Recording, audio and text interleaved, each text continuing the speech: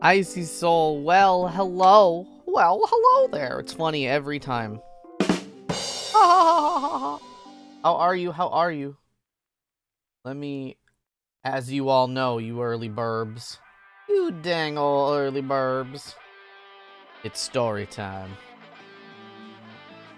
I should be taking notices. What do you mean? What is a note? What do you mean? What does that mean? Alright, here we go. Oh, notes? Notes on what? In class? Oh, no. Alright, hold on.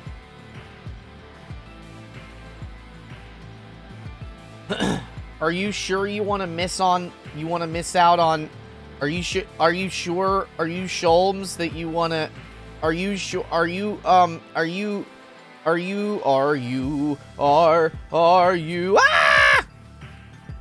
That's good, right?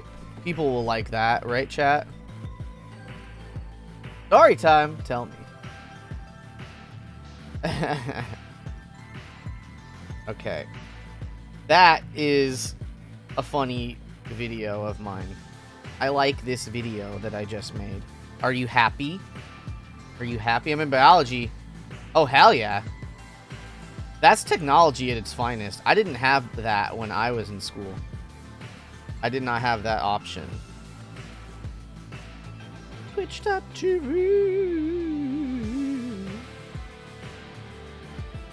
Oh yeah. Alright. And then I put my telephone away. Telephone. Man, this song is a little intense. What is this song? I don't like that song.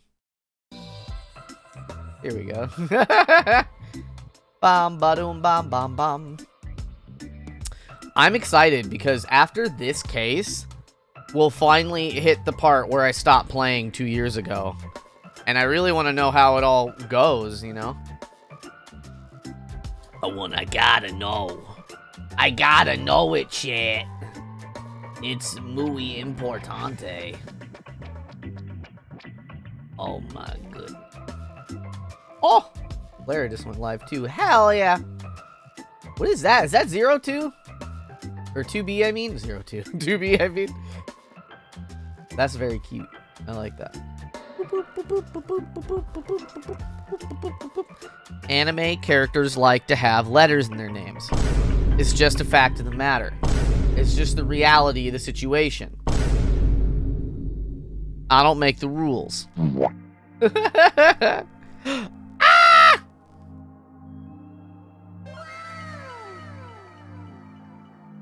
Star! Hi, thank you. 25 months!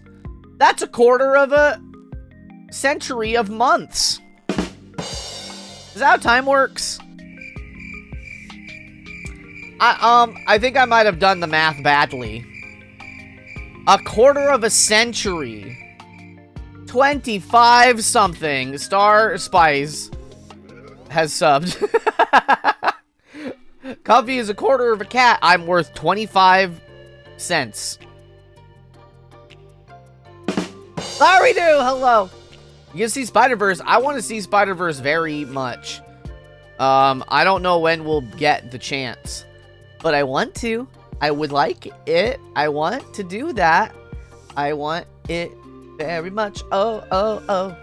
I don't know if my my model is lagging more than usual. It feels like it's lagging more than like a second more. But I don't know. I don't know what to do about it if it is. We'll see. Maybe another reset would have fixed it. But listen, chat. I had to run.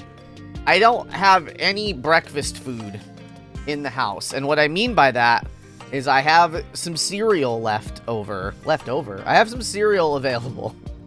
That's not leftover cereal. But I ran out of milk. And so I was like, shit. I'm not gonna just have dry cereal for breakfast. How dare. I'm not gonna have dry cereal for breakfast. So I hastily made my way. I walked over to the Whole Foods and I bought milk. But I was like, dang, I don't know that I'm gonna have, I'm gonna get back and I'm not gonna wanna like, I gotta get ready for stream. So I also bought a breakfast burrito at Whole Foods, because apparently if you go early in the morning, which I only learned recently, at their like hot bar area, they just have prepackaged breakfast burritos and other such things. It was just okay. I ate it on the walk back home. It was serviceable. It wasn't that good. But I don't know really what I expected from a $7 Whole Foods breakfast burrito. But now I'm like, because I ate it real fast. And I'm like, and I did get milk too, so I could have cereal tomorrow. A lot of times I eat like leftovers for breakfast, but today it was just not a good day for that. Breakfast burritos are the worst of the breakfast fast foods. Fast foods? Yeah, okay, yeah. I was not on board until the very end. I love breakfast burritos, like in a general sense, but you're very correct, because it's just like, oh, okay, we'll just put, here's what was in this breakfast burrito. Some potatoes, some cheese, like maybe a one big slice of bacon. And then some of those like green and red like chilies that I don't actually care for those that much. I don't think that they are yummy to my mouth. But the last ingredient, y'all, was just an entire chicken's lifespan worth of eggs. This thing was like 99% egg. I couldn't believe it was that's too much egg. How is anybody, it was just like solid egg. I can't like express to you. It probably sounds like I'm exaggerating, and 99% that's an exaggeration, but it was so eggy. I was just like, how, why, what, how did this happen? How could this happen to me? Music's so loud in my brain. I love homemade breakfast burritos. I like regular restaurant breakfast burritos too. Where they actually do it up, you know? Oh, wow, so low. But that was not, my fate was sealed today. Like a Yu-Gi-Oh card or like, I don't know what. And that's just my fate. I'm gonna have, listen, actually, okay, listen to this. I just realized this. Because I ate a breakfast burrito for breakfast. For lunch, I'm having leftover tacos. Because I also discovered yesterday, we're gonna get to Ace Attorney in a sec, I promise. But yesterday, additionally, chat, I learned that you can order, if you have a Costco membership, you can order delivery from Costco at very little additional cost. I was expecting it to be like DoorDash, where it's like, hey, I just want one Taco Bell taco, 89-cent taco. That's gonna be $15. Sorry about that. We're DoorDash. We don't give a shit about you. And so I was just like, I didn't have time to like go to Costco to get, they have the big taco like tray thing. It's got like 12 little street taco tortillas, a bunch of like spiced chicken. And it's delicious. And on Tuesdays, usually we watch anime and we eat one of those for Taco Tuesdays because it's so cheap. We used to like make homemade tacos, and all the ingredients, all the chicken we would get and all the everything, it'd be like $45. And this thing is usually like $15 to $18 depending, this taco tray. And then there's leftovers still. It's amazing. So so I was like, shit, I really want to go and get one, but like I don't have time. I was really busy yesterday with work, with freelance work, and so I was just like, can I get it delivered? Is it gonna cost me like double? And no, it cost me like $2 extra. It was like ridiculous. I couldn't believe it. So I'm having leftover. So I had a breakfast burrito for breakfast. I'm having leftover tacos for lunch. I'm just gonna eat what we didn't eat yesterday. And then we have plans with a friend of ours to order burritos for dinner. So my whole day is tacos and burritos.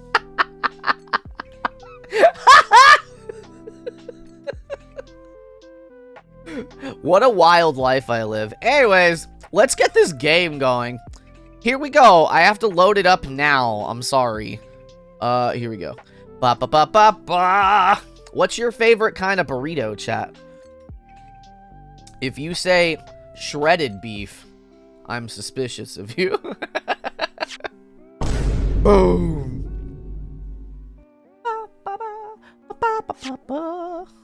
Alright, I know it supports an autosave feature. Thank you. The Great Ace Attorney Chronicles. Ah! We're here. Alright, continue, please.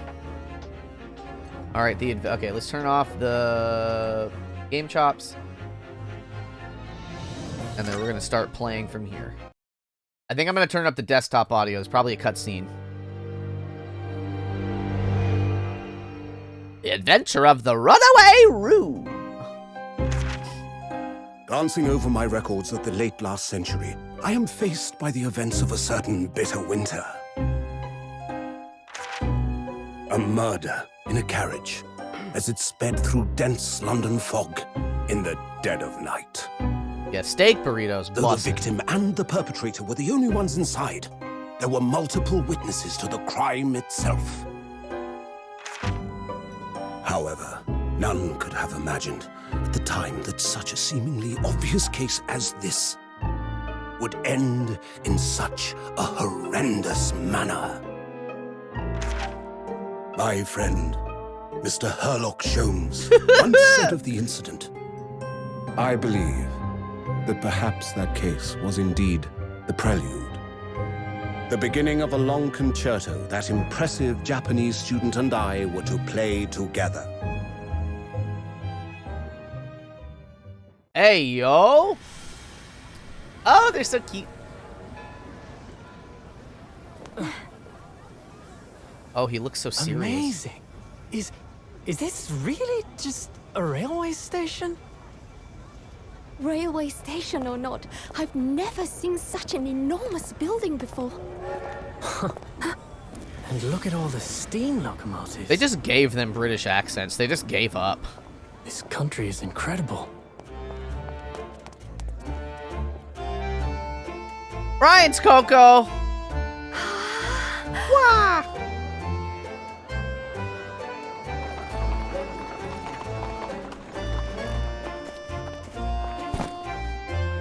I feel like I'm dreaming. So this is the capital of Great Britain. So, where to? Oh, hello. Climb aboard. I'll take you wherever you want to go. In that case, the Supreme Court in Whitehall, if you wouldn't mind. My pleasure. Do they have British money? How are they going to pay for this? I suppose you're visiting students from abroad, eh? Yes. Thought so. Well then, I hope you enjoy your stay. And welcome to the centre of the world, Great Britain's mighty capital, London. Center of the world, huh? It's a little presumptuous. All right, here we go. Cookies? What kind of cookies? Yes, though. I want cookies. 18th February, British Supreme Court, Lord Chief Justice's office. You remember how nice their voices sound a second ago? I'm sorry. What an incredible place. It's so imposing. It's almost suffocating. Strawberry shortbread, yo. I don't think I've ever had a strawberry shortbread cookie. That sounds amazing.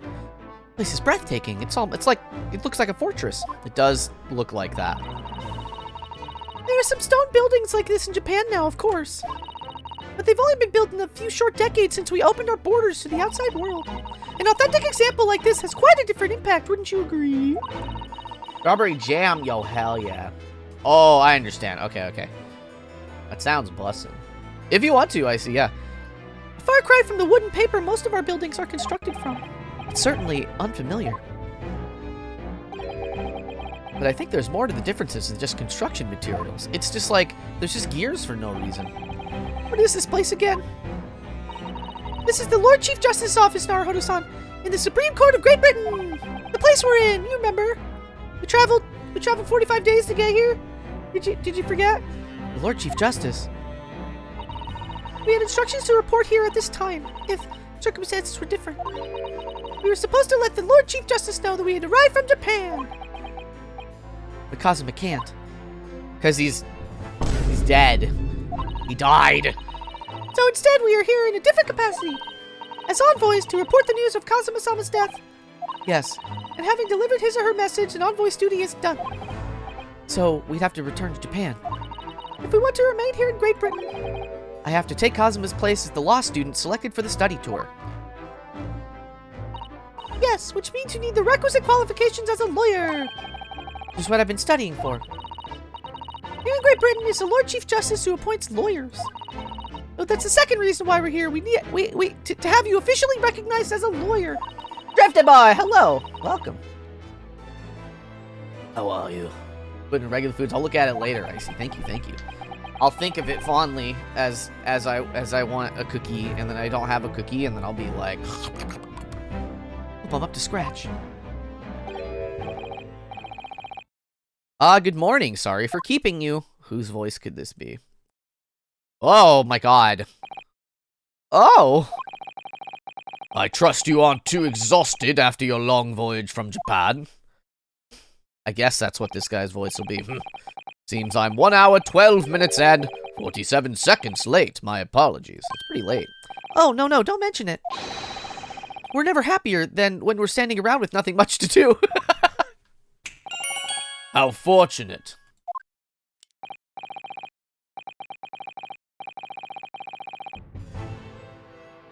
Listen, I'm not.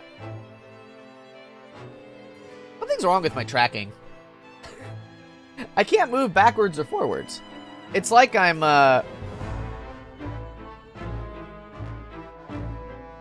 You know what? Here's what I'm gonna do. I think something is just wrong.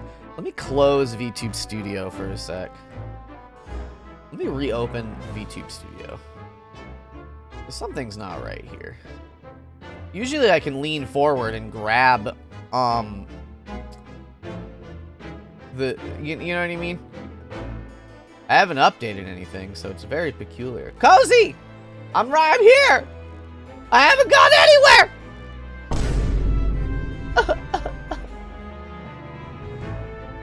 Okay.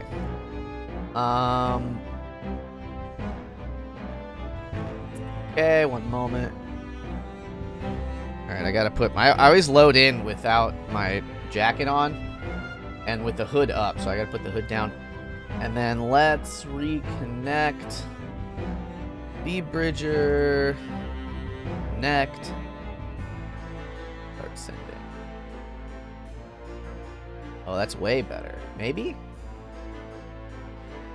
No, it's not any better. I don't know. I guess that's just gonna have to be it for today. I'm not sure what's happening. Hello. I don't know. Something weird's happening, but we'll just roll with it. So, instructions. I am Male Strongheart, Lord Chief Justice of the British Empire. I gave him cheese and he vanished. Did that work? Doing okay, just working. I didn't wiggle. Hold on. I think that broke everything. One moment.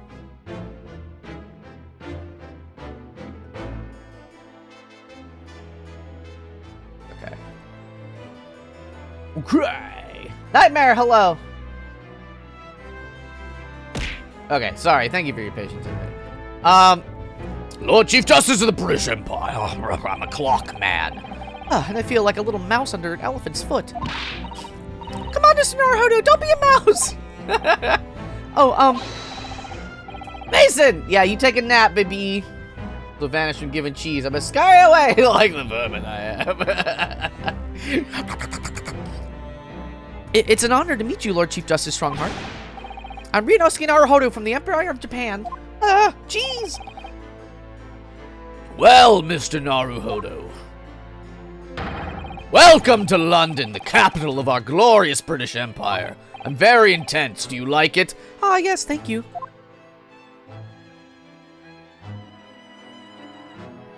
Converse, baby. London. So, what are your impressions of our capital so far? How do you like London? What time period is this? I think it's like supposed to be early 1900s or late 1800s, something like that. I don't think it said a specific year. Oh, well, help. I've been so nervous ever since I got here, I can't remember a single thing about the city. It's simply splendid, isn't it, Mr. Naruhodo? Oh, We had a wonderful view of some of London's streets from the carriage on the way here from the station. Everything is so impressive and grand. I must say, I'm almost at a loss for words. It's supposed to just sort of be regular, but like this place is certainly we're inside a literal clock, I guess. So I don't know. Glad it's not steampunky, but it's not like it's just supposed to be the real world ish, I guess. glad to hear you like it. The city boasts tramways, piped water, and gas, even cables supplying electricity. We spearhead every revolutionary new technology in the world. Every visitor to London is astounded. Oh, yes! Astounded is the word. Thanks for saving me there, Susato-san. And everyone seems so jolly and full of vigor. Yes, there's much excitement about the upcoming great exhibition we will be hosting here in London. Great exhibition? There's a lot of books, yeah. Whoa! Cultural and technological advances... Cultural and technological advancements from around the globe are to be exhibited here in our great city. To watch the entire series of One Piece. That'll take you, like, a long time. You should just read the manga. That'll be faster. It will be the greatest spectacle of its kind in history, and we will make Paris's World Fair look like a toy shop. Gosh, I can hardly imagine how magnificent it's going to be. Hold on a second. Whoa! Great Britain's capital city is nothing but magnificent. London is the center of the modern world. Even if you do say so yourself.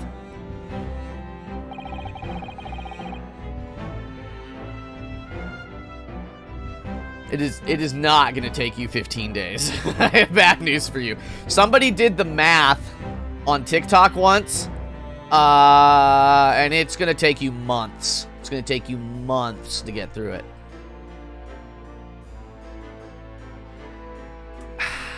Okay. The sun will never set on our great empire. Perhaps it is fate that in these progressive times, we welcome visitors from the land of the rising sun.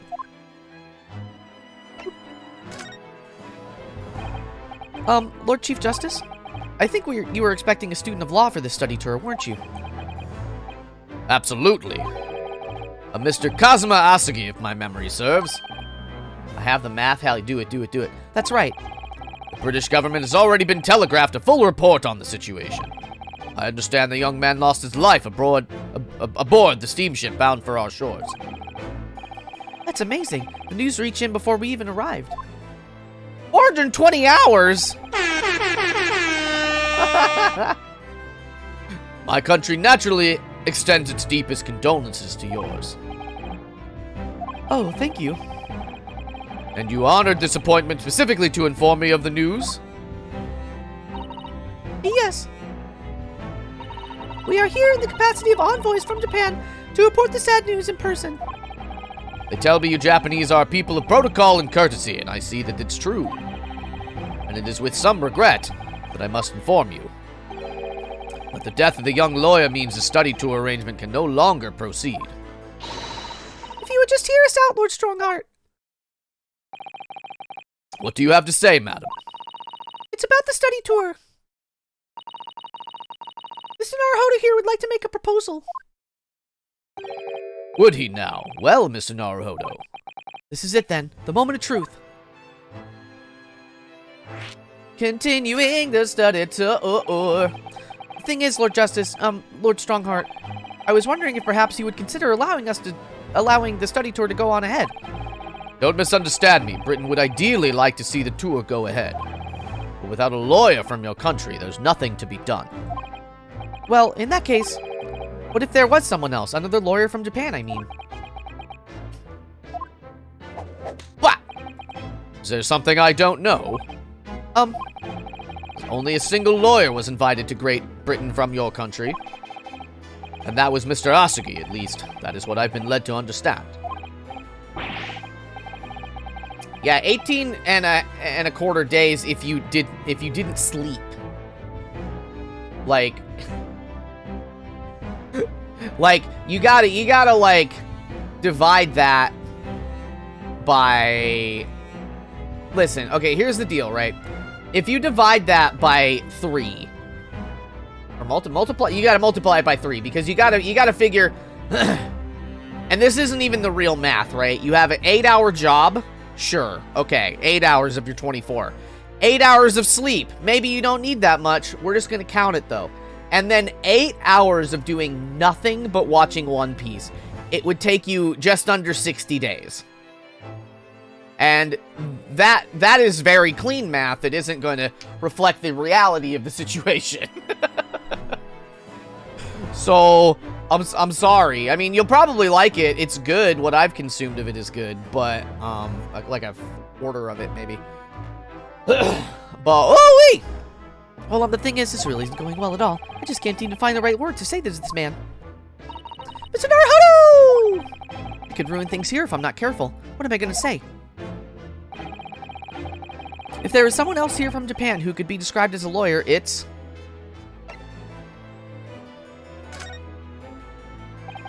It's me. I can do it. Is that so? I mean, I don't actually have any qualifications as such, but... No qualifications, you say, and yet you still claim to be a lawyer. I have acted as a lawyer in court before. Only once, as it happens. And I had Kazuma to help me, and I was the accused, but glossing over the details. I've been spending every spare moment on the journey here to Great Britain studying. I've learned all about British law and court proceedings while I was on board the SS Buria. I believe in you, Nightmare. The voyage from Japan is some 50 days, I believe. Not what you might call a full education. To become qualified lawyer here in Britain, not only do you need a university degree in law, but you must also complete several years of training. I realize it's far too short a period of time. But I can't just go back to Japan. Kazuma, Mr. Asugi's journey had only just begun. Coming here on the study tour was all he thought about. I have to carry on and do everything he planned to do. I know it must sound like I have an overly inflated opinion of myself, but I would do anything to prove that I have what it takes. Any test you care to set me. Just one chance, that's all I'm asking for. Please. 31 seconds. Sorry? Your opening statement there, Mr. Naruhodo, is 31 seconds long. Not too brief, not too protracted, a perfectly judged appeal, I would say. Which is a skill that would stand you in a good stead as a lawyer. Oh, thanks. So, you're willing to put those words to trial, are you? Well, I'm all for entertainment. Huh? Let me ask you one thing first, sir. Yes? You say you intend to do everything Mr. Asugi planned to do? Are you firmly set on that path? Well, yes. That's my intention. I see. Am I imagining things? Or did his expression just alter a fraction there all of a sudden? It's probably just your imagination. Huh? I see. Very well. You have your wish, I'll give you a chance. Test to become a specially certified lawyer. Whether you pass or fail is entirely down to you. Really? Give me the test. Whatever it is. So what form will the test take exactly? Tell me, Miss Naruhodo, what do you consider the role of a lawyer to be? Well, defending people, of course. Well said. So, let's have you defend someone. Huh? Your timing is perfect, in fact. There's an apt trial about to begin later today. No advocate has been appointed for the defense yet, so this will be welcome news. Today? Straight away? This is an Ace Attorney game, after all. If you manage to secure a verdict of not guilty, you'll have passed my test. What could be simpler? How do I get myself into these situations? Well, could I ask, what sort of trial is it, Lord Strongheart? Yes, good question. I remember. It's a murder trial. A murder? An extremely simple case, I understand. You really can't lose. That's easy to say. But I should mention, just in case, if the defendant is found guilty, he will of course be sentenced to capital punishment. Capital punishment? He'll be put to Death? In Great Britain, murderers are sent to the gallows without exception. Presumably you read that much in your short C-based introduction to British law. We can't possibly agree to such a test. We would be toying with a man's life. I am the Lord Chief Justice, and I've decided it's acceptable. Trial where you're not framed for murder. But you can't do that, can you? There's no need to overcomplicate this. All you have to do is ensure that you don't lose.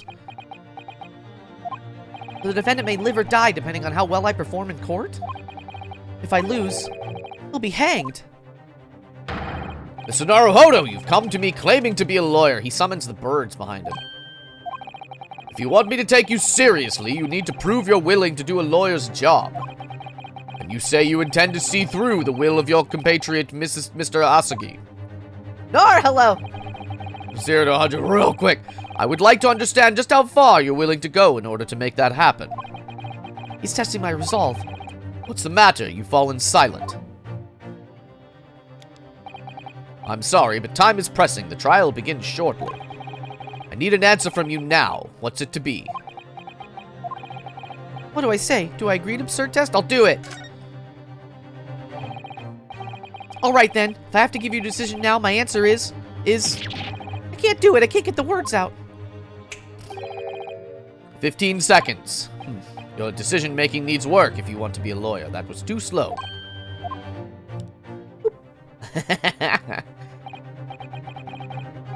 So, it's as I suspected, is it? Sorry? You have noble intentions, but lack the resolve to see them through. The test is cancelled. Thank you for stopping by. Go and acquire your ticket for passage back to the East tomorrow. This conversation is over. Yes, Lord Strongheart. Thank you for offering me a chance. Mr. Naruhodo! Sorry, Mr. Sato, but what could I do? It's alright, I understand. You do? It's not an easy decision to choose whether to defend a man in these circumstances. But resolve has absolutely nothing to do with it. What are you trying to say, madam?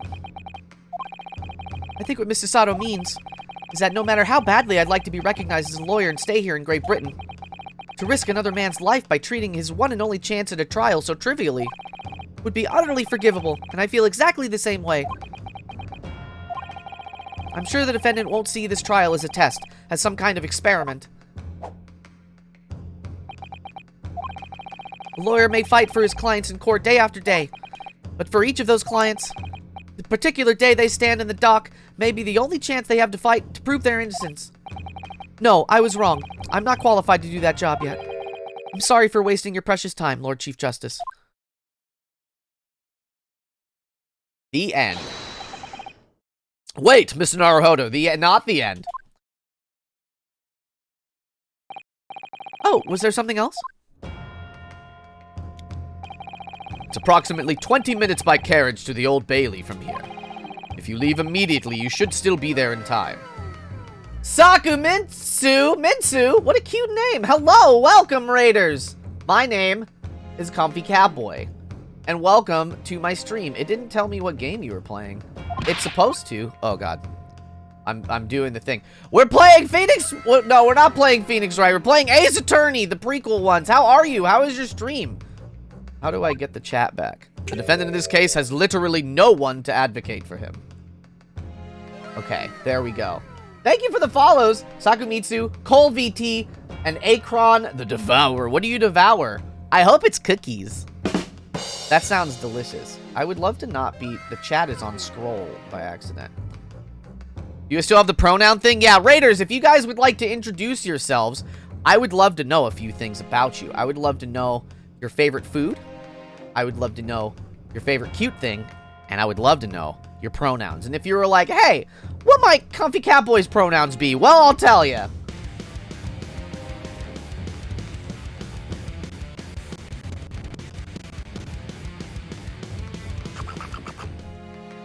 Yeah! My tracking's a little strange today. I don't know what's happening. But, it's working pretty well. How is your guys' stream? I need to click on this. Hold on a sec. I need to go to the court record.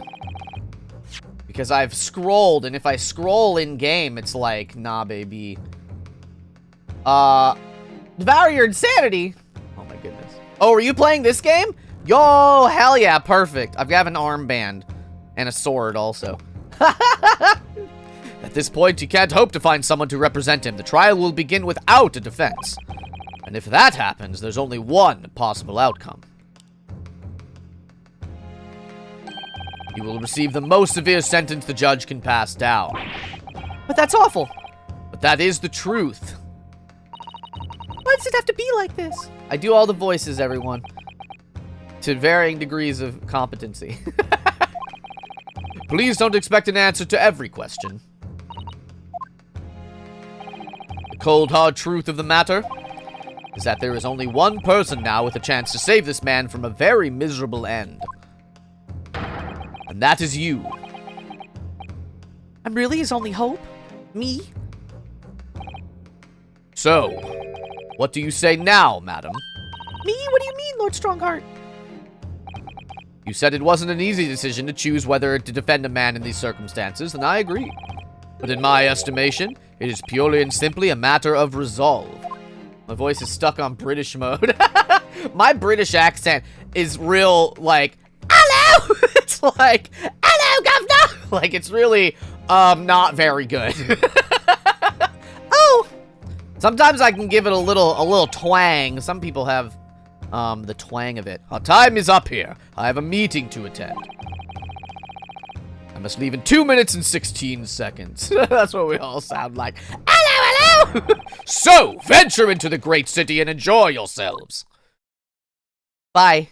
Goodbye. See you later. It's not that different from British. The Old Bailey. How old is that Bailey, really?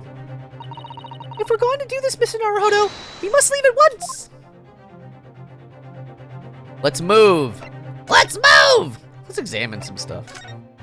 Woo, woo, woo. So, everybody that is new here, I have played the first 3 cases. So this is a 3rd case. I played the first 3 cases 2 years ago, and then I stopped playing. And so now I've restarted it. But I only sort of remember the details of the case. But after this case, it'll be all fresh for me. So I'm really excited. It looks just like any other courtroom, except they have funnier hats. Oh, thank goodness we're in time. There's still 15 minutes until the trial begins. I never knew a horse-drawn carriage could go so fast. I thought my teeth were gonna rattle loose. Here's a book. Did you hear what I said to the driver when we climbed aboard? I said, step on it! Get us to our destination in 5 minutes, driver. And there's a guinea in it for you, a guinea pig. I keep that in my sleeves, too. It's one of my favorite lines from the Herlock Sholmes stories, and it worked quite perfectly. Not sure why you're so pleased. I thought we were going to die, and we had to pay gold for the privilege. Well, at least we arrived here before the trial started. Too late for me now. Good luck. Have a good one. Yes, I suppose there's that. She just pulled a book out of her sleeves. I mean, that's what those sleeves are for. They're supposed to, like, store things. Anyway, I don't understand it. The court clerk said the defendant should be here, but there's no sign of him at all. Is this bench the defendant? So this is the Old Bailey. Even this room for defendants to wait. Even, what? Basil's mommy! Basil's mommy? Thank you for the follow. Welcome to the Mew crew. How is Basil? How are you? What about Sage? Where's Sage's mommy? Even this room for defendants to wait in is grand. Are you alright, Mr. Naruhodo? I'm feeling tense, that's all. This place gives me the same sense of foreboding that I remember from the Supreme Court in Japan. You're doing good? Hell yeah, I'm glad to hear it. An oppressive air, almost as if the building itself is going to crush whoever is to be sentenced. Feels like only yesterday that I was the one about to be crushed. Yes, whoever the man you're to defend is, I imagine he's feeling very alone at this moment. Probably because, top of the morning to you, madam, sir. So I think this guy gets the... I forgot what he looks like. I forgot about this guy. He gets all of my British energy. What are you doing following me here? Things are that desperate, aren't they? No, this guy's kind of like more of an Irish. That's like Irish-ish. Sorry? Would you look at those expressionless faces. From the East, are yous? We're from Japan, yes. Ah, Japan, is it right? Say no more. So, how much do you need? No, we're just here because... No need to explain, fella. I've been there myself, so I have. No place to go, nothing to eat, barely a penny to your name, all while in a strange, faraway land. Well, actually, we haven't found a place to stay yet, no. Woo! 'Tis grand, 'tis grand. Let me start by giving you 1,000 guineas. Say nothing now. 1,000 guineas? Please, Mrs. Sato, you don't have to shout. But 1,000 guineas is enough to build an entire mansion in the most prestigious areas of Tokyo. What? There's nothing to me at all. I like to ensure that I have sufficient funds to weather a rainy day, you see. All the British people be wearing those hats. That's a pretty big hat. That's a Mad Hatter ass hat. I've had enough wealth to buy a city in London 2 or 3 times over. That much even rain? Could that much rain even fall in one day? Well, even so, we couldn't possibly accept such a large sum of money. Ow! Hit me in the eye. You try dodging it all. Don't get me wrong, fella. I'm not giving it to you, no strings attached. I'll be wanting you to do something for me. Oh? To be honest, 'tis a little embarrassing. The trial's about to begin, you see. This is for me good self here. I'll be on the dock. So now what I want you to do is come along with me and stand there beside me. Officially, you'd be my lawyer, but that's just a little detail now. Blah, blah, blah. Oh, well, the thing is, don't worry about a thing. All you have to do is stand up there next to me. Nothing more. Otherwise, you see, the trial's going to start without me having any kind of representation at all. So it was true. The Lord Chief Justice wasn't just making it all up. I'm terribly sorry to have to ask, but does that mean you're the defendant in this trial? Luster and blazes, do yous not know who I am? Me? One of London's biggest names? No, sorry. We've only just arrived in the city, you see. Ah!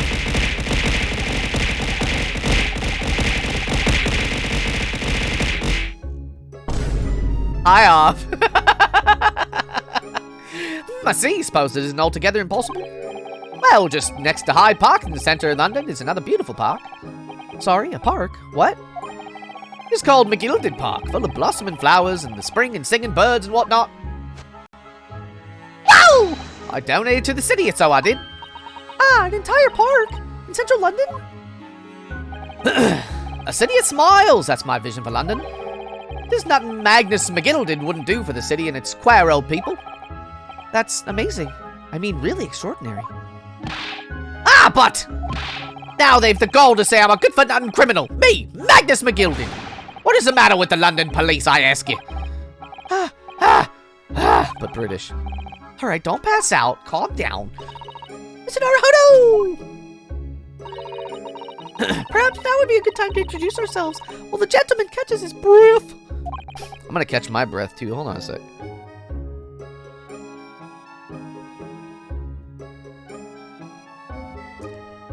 Hello. I cleared my throat. Posture check, thank you. Good idea. Mr. McGilded, the thing is... Hydrate. New to stream. Hi, Ov. Welcome to the stream. We're actually here in London to study British law. We're law students on a study tour from Japan, you see. So, if you don't have a lawyer for the trial yet... Tetsuo boy, I love you. What I was after saying, you daft idiot. I've given you 1,000 guineas to stand up there next to me, haven't I? Yes, but I wasn't really offering to just stand up there next to you. I would think I see what's going on here. Sorry? I know what you're thinking. This Chancellor fella claims to have more money than the Queen. But if that's true, why the blazes can he hire the finest lawyer in all of England? Because he did it. That's the only explanation. Well? Well... Not at all. Wait. Not at all. No, I don't think he did it. Not at all. Although, it is a little strange, to be honest. Why you don't have a lawyer, I mean. That would be the fault of the Reaper. Sorry, did he just say the Reaper? This is so fun. Aye, the Green Reaper of the Bailey, Lord Barak Van Zeeks. He's the prosecutor. He's a vampire. Chat, he's a vampire. And I love him. Prosecutor is the Grim Reaper? That's crazy! Ugh. When Van Zeek stands for the prosecution, they call the accused his sacrificial lambs. And to this day, in every single trial in which he's been the prosecutor, the accused has been damned. What? Though it's reached the desperate situation where there's no one willing to stand in defense of this fella at all. You could say he's a living legend at Old Bailey. Mr. Sexy Man Sakuminsu, hell yeah. Goodness, Lord Barak Van Zeeks. You must be an exceptionally talented prosecutor then. Talented isn't the word you're looking for, madam. It's cursed. Cursed? What on earth? Defendant is summoned and his counsel. His counsel, that would be me. Oh, 'tis time. Well then, fella, don't let me down. But I don't know anything about the case. You haven't told me what happened. Till you showed your face here, I'd made up me mind, so I had. Sorry? I decided I'd have to defend myself in there. How would that have worked? Then you made an appearance. Student of law, wouldn't you know? There's no accident, I can assure you of that. 'Tis fate. So don't get cold feet now, please. Off to your dinner now. Yeah, hell yeah. Eat a professional steak. Like something that Phoenix Wright might eat. You know what I mean? A cheeseburger like Maya would love. There you go. Have a good one. Thank you so much. Oh. I literally know nothing about the case or about this man who stands accused. In fact, the only thing I do know is that I can't just turn my back on him. Probably he didn't do it. I don't really know. Mr. Naruhodo! Man is no one. He'll have to stand alone in that courtroom, armed with nothing to defend himself. Yes, something that Kazuma would never have allowed to happen. Out of a defense, what are you doing?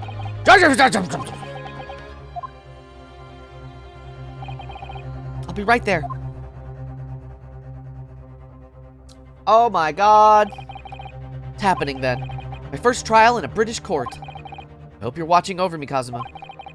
Because I have no idea how I'm going to manage this. Oh my god.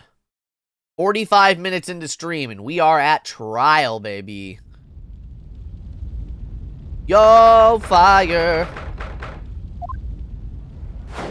Is that how court worked? There was fire? This is the highest court in Great Britain.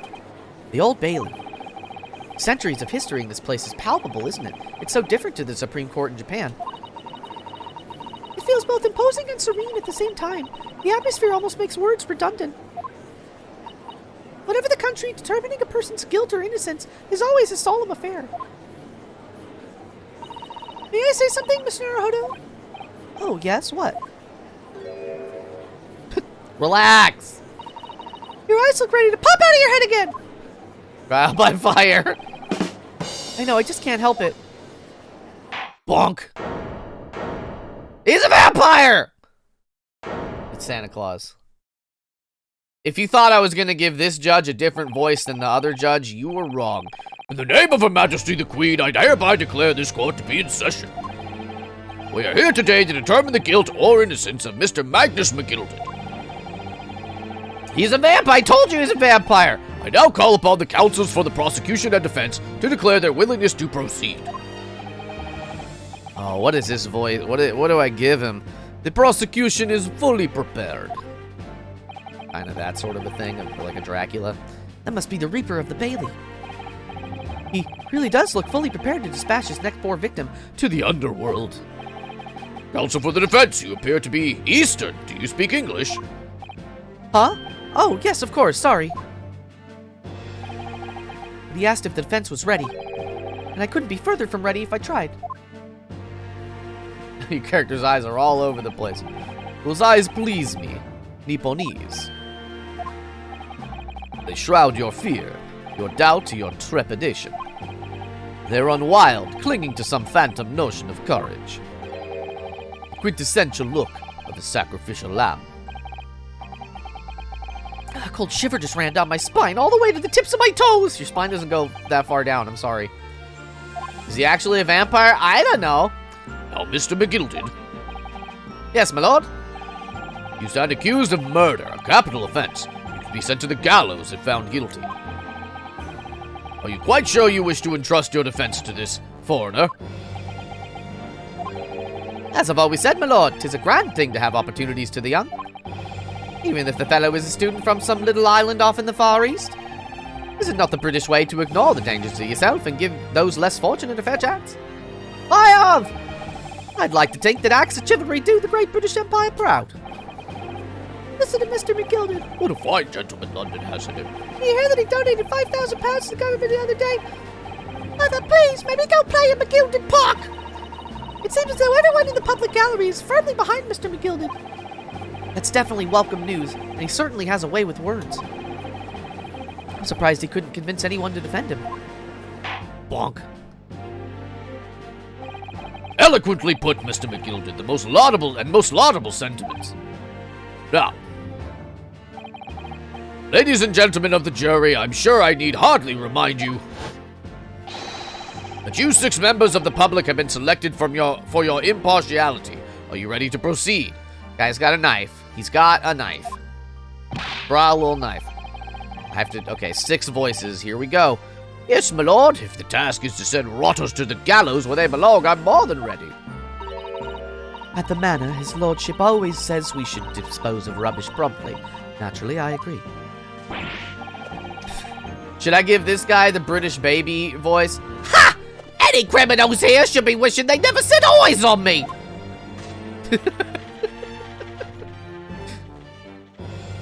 Oh. They don't have anything to say. He's got a horseshoe mustache and a horseshoe, like, cowl clasp or whatever. I feel a chill. Oh, don't mind me, my dears. I'll just be getting on with me knitting. Must finish these mitts for my grandson. Mr. Naruhodo, those people are... The jury, yes. That's something we don't have in Japan yet. That's right. I've only ever read about it.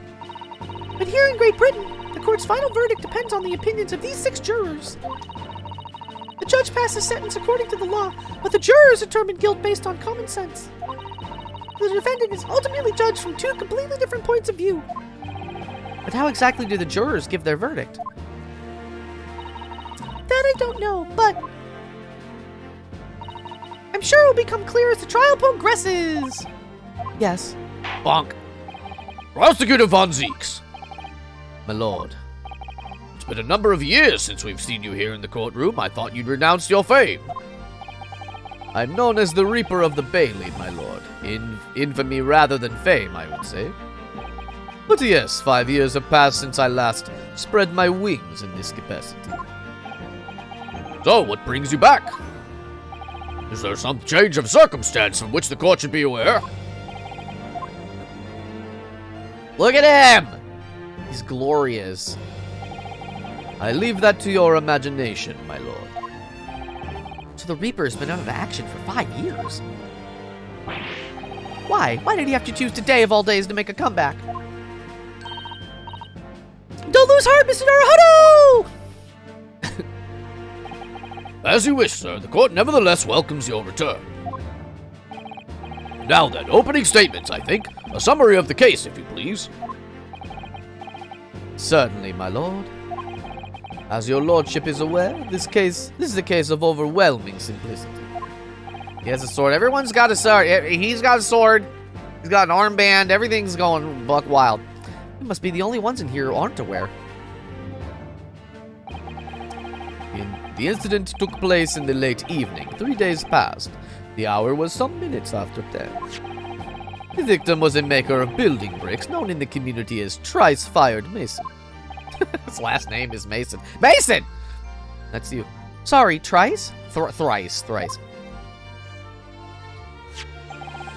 He was a very accomplished craftsman. The bricks he fired were said to be almost indestructible. The victim's corpse was discovered in an omnibus and serviced on the streets of London at the time. The dagger that had been thrust into the victim's abdomen is believed to have been the ultimate cause of death. Here is the autopsy report from the investigating medical officer at Scotland Yard. Thank you, counsel. I shall accept that and the photograph as evidence. Autopsy report. Photographic report. And one further item of evidence. The prosecution wishes to submit these as well. And these are? Good lord! Is that blood, counsel? Yes, my lord. Seized by a policeman who arrived at the scene. These gore-soaked gloves were taken from the hands of the accused when he was arrested. What? Mr. McGilden's gloves had blood on them? Bonk. Yes, I will accept this as evidence as well. Defendant's leather gloves. How did I get into this? I'm backed into a corner before I've even started. Continuing. According to the driver of the omnibus, there were only 2 passengers traveling inside the vehicle at this time. Only 2? Obviously, one of those passengers was the deceased brickmaker, Mr. Mason. The other was the accused, Magnus McGilden. 2 people in the carriage. Everybody. Well, rather damning circumstances to say the least. Defendant, what say you? Well, of course, I have no recollection of such a thing. Mr. McGilden. To be sure, I rode the omnibus that evening. But whenever I'm in a carriage, I'm taken with a fierce tiredness, and I always succumb to it. Are you claiming to have been asleep? It's the motion of the carriage, my lord. Lilting so it is, and when I opened my eyes again, it was a desperate sight before me. The body of a man I'd never laid eyes on before in my life. He has a what? A what? Now I ask yous, what a good-hearted soul wouldn't rush to help a fellow bleeding from his stomach? Wasn't about to start worrying about my gloves now, was I? I reached out to give the man a hand. So the blood got onto the gloves then, after the man had been killed. Unfortunately, that statement of the driver's is only the beginning. What? That's not all of it? Wow! There were multiple witnesses to the precise moment at which the brickmaker was fatally stabbed.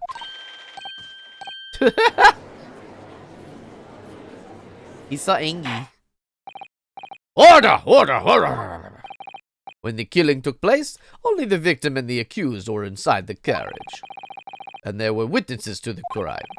This is not just a case of compelling evidence. It's the nail in the coffin for the accused. Thank you, counsel. The circumstances of the crime have been made quite clear. I think we will hear testimony from these witnesses first of all. Your wish is my command. Oh! Bailiff, bring the witnesses in at once. Is he allowed to do that? He's not the judge. Oh, I remember all these silly little goobers from 2 years ago. Witnesses, your names and occupations. Beppo! My name is, well, everyone calls me Beppo. I drive an omnibus in the Eastland, in the East End. Bruce Fairplay, I'm a banker in the city. My name's first. Lady first. I make hats for gents. Let's begin by confirming the facts. The Russian, the Reaper. No, I'm sort of just giving him, like, a really bad Dracula accent. Let's begin by confirming the facts. 3 days ago, at a short time after 10 o'clock in the evening, all of you present in the stand were in an omnibus, witness to the aforementioned incident. Kind of learning this accent. I'm kind of deciding what works and what doesn't as I go. Is that correct? Yes, sir. What, right? Yes, sir, that's right, sir. Very well then. Let's proceed to your formal testimonies, please. Why is it cold? Each of you will tell the court precisely what you saw. He's a little shiverman. Witness testimony. It was the last bus of the evening, so I had a few customers. I remember it well. The victim and the man accused of killing him was sat next to each other inside the bus. Then out of the blue, the accused just reached over, plunged a knife right into his guts. That's right. He stabbed him. I screamed, I did. I couldn't help it. As soon as I heard the scream, I stopped my bus. And when I saw it, and then I saw it too. Uh-oh. Unambiguous testimony, I must say. Exactly, my lord. These men witnessed the incident in the omnibus with their own eyes. Maybe I need to make him a little just more like, you know. I'd like to ask a question, if I may. Yes, counsel? Well, this testimony makes absolutely no sense to me whatsoever. Why not? Well, the incident took place inside a moving carriage, didn't it? As has been clearly stated from the outset, yes. Why is the prosecution Dracula? It's an Ace Attorney game. Gunsling alone! Wait. How could those two witnesses possibly have seen what happened? There's no way they could have seen the inside of a moving carriage.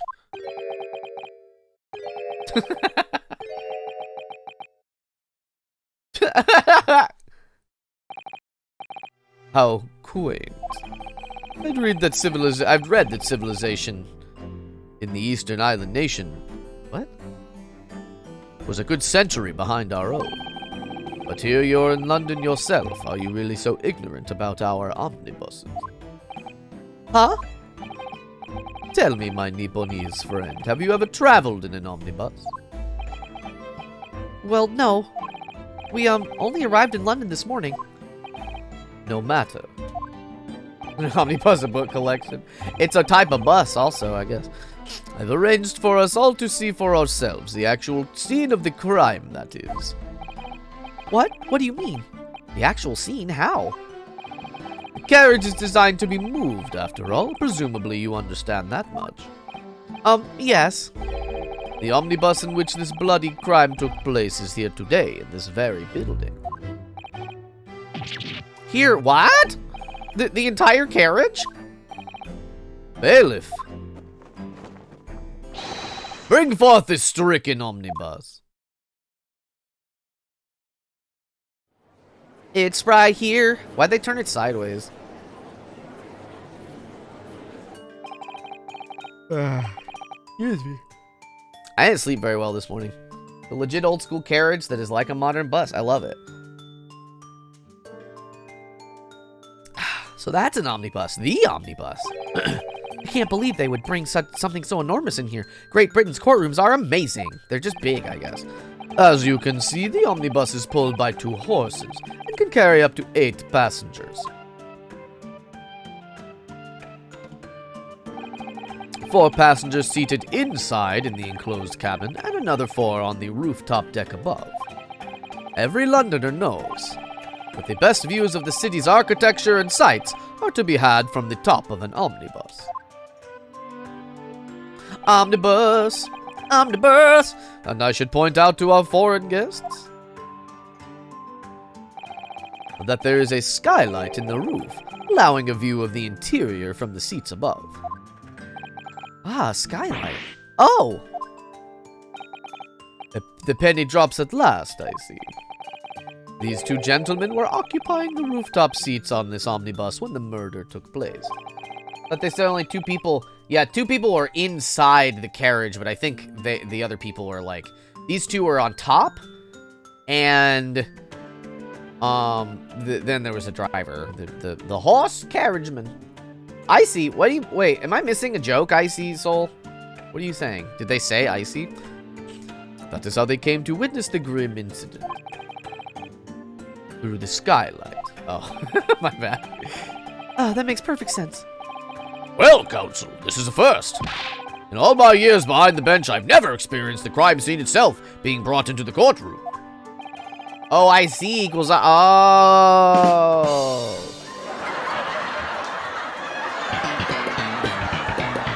There are a number of important clues remaining inside the carriage, my lord. I would like to submit the omnibus itself as evidence. Yusuke, hello. That is the prosecution's wish. Very well, probably. I see no reason why not. How are you? This omnibus is hereby formally accepted as evidence. Omnibus isn't entered into the court record. I can't believe it. The entire crime scene enters as evidence. Yes, Great Britain is simply extraordinary. I could help myself a lot by giving that omnibus a thorough examination, seeing as it's here. Yeah, let's do that. Let's do that now. Let's, examine it. I get to look at the whole damn thing. You can certainly see inside the carriage through this opening, that's for sure. Yes, and there's a lamp in the enclosed cabin. So I'm sure the witnesses would have been able to see quite clearly. It's not good for us. I want to not look at this while there's no music playing. Let us continue with the proceedings and your cross-examination, Counsel. Pray, don't expect this Nipponese stray to understand the intricacies of a British court's cross-examination rights.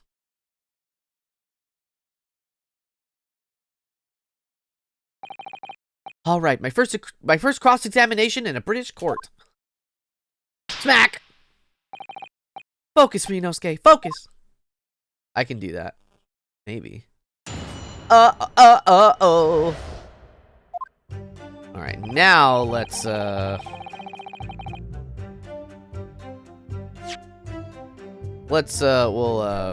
look at it now. Examine, look at all the stuff. Well, let's open the door and go inside, shall we? The scene of a murder, it's horrible. This game was on the 3DS originally, so that's why we have all this 3D stuff. Let's look at the blood. Why are we carrying a sword? Because it was Kazuma's sword, and he died. That's blood that's soaked into the seat. The victims, obviously. Yes, and that seat would be clearly visible from the roof deck. Would you really stab someone in full view of the other passengers like that, I wonder? Well, it was after dark.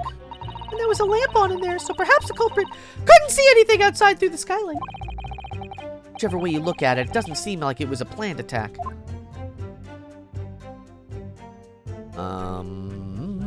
What is available to read? Ah, that's the poster for the great exhibition that's due to start 6 months from now. How did he die? He got stabbed with like a knife or something. A lot of focus being drawn to the Crystal Tower, the centerpiece of the whole exposition.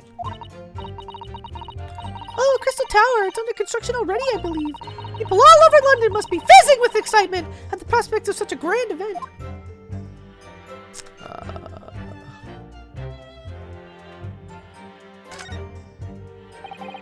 quite a large skylight, isn't it?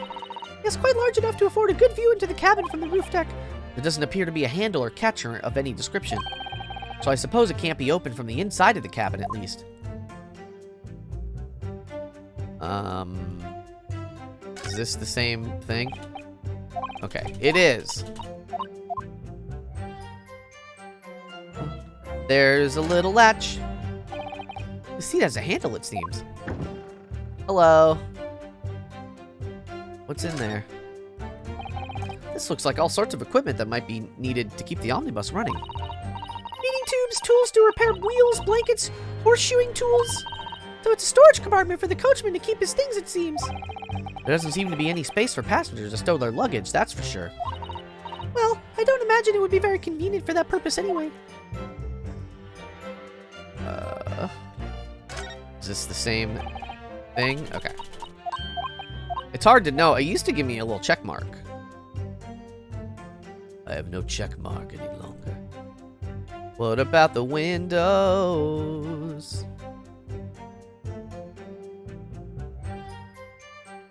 I feel like there was some sort of something. The lamp? No. I want to get a clue of some sort. I like clues. Oh, wait a minute.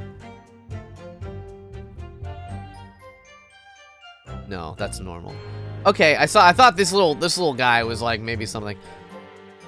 Even though I've played this, I don't remember a significant portion of it. Okay, there's a door. Alright, well, we've taken a look, I guess. Alright, let's press everything. I'll pull friend. Yes, I think it was sometime after 10, wasn't it? Oh, yes, sir, that's right, sir. Yes, ever so cold it was. Freezing, in fact. And you had 4 passengers on board at the time, is that correct? Yes, yes, that's right, sir. Not all traveling in the same parts of the bus, of course, no. And there were no other passengers when the incident took place? No one alighted, for example? Alighted. You're quite right with that, sir. No other passengers like that. No, not... Excuse me. B, hello! Who's dead? It's a brick maker. How are you? So no one fled the scene of the crime, then? I have to say, the boss insists on it running. He does every evening. The last bus of the day. But I do wonder sometimes if it's altogether worthwhile. Yes, sorry to say. What do you mean by that? You just woke up? Hell yeah. Well, with it being so cold and everything, and only making 20 pence on the run, you see. Yes, I spend that much at the pub on the way home, just trying to warm up again. The victim and the man accused of killing him was sat next to each other on the bus. Hold it. And you saw them through the skylight in the roof of the carriage? That's right. When you sit up on the top deck, the window's right there at your feet. Zoop. There was a lamp on inside, so I had a pretty good view. Excuse me, the two of them were wearing hats, and I couldn't exactly make out their faces. There's not a shred of doubt in my mind that it was Mr. McGildy. How can you be so sure? Well, how could I put it politely? Mr. McGildy is a gentleman of rather small stature. I wouldn't have mistaken him for anyone else. Why is he looking to the side? That's a good question. The driver said all passengers were in different parts of the bus, did he? Let's not forget that when the vehicle came to a halt, the only people inside the enclosed cabin were the deceased Mr. Mason and Mr. McGildy. There's no room for doubt there. You might not have. I'm kind of spacey today. I'm spacey every day.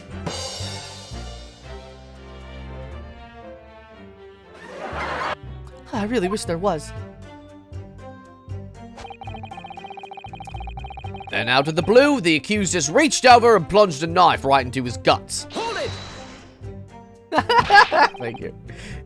You actually saw the exact moment it happened?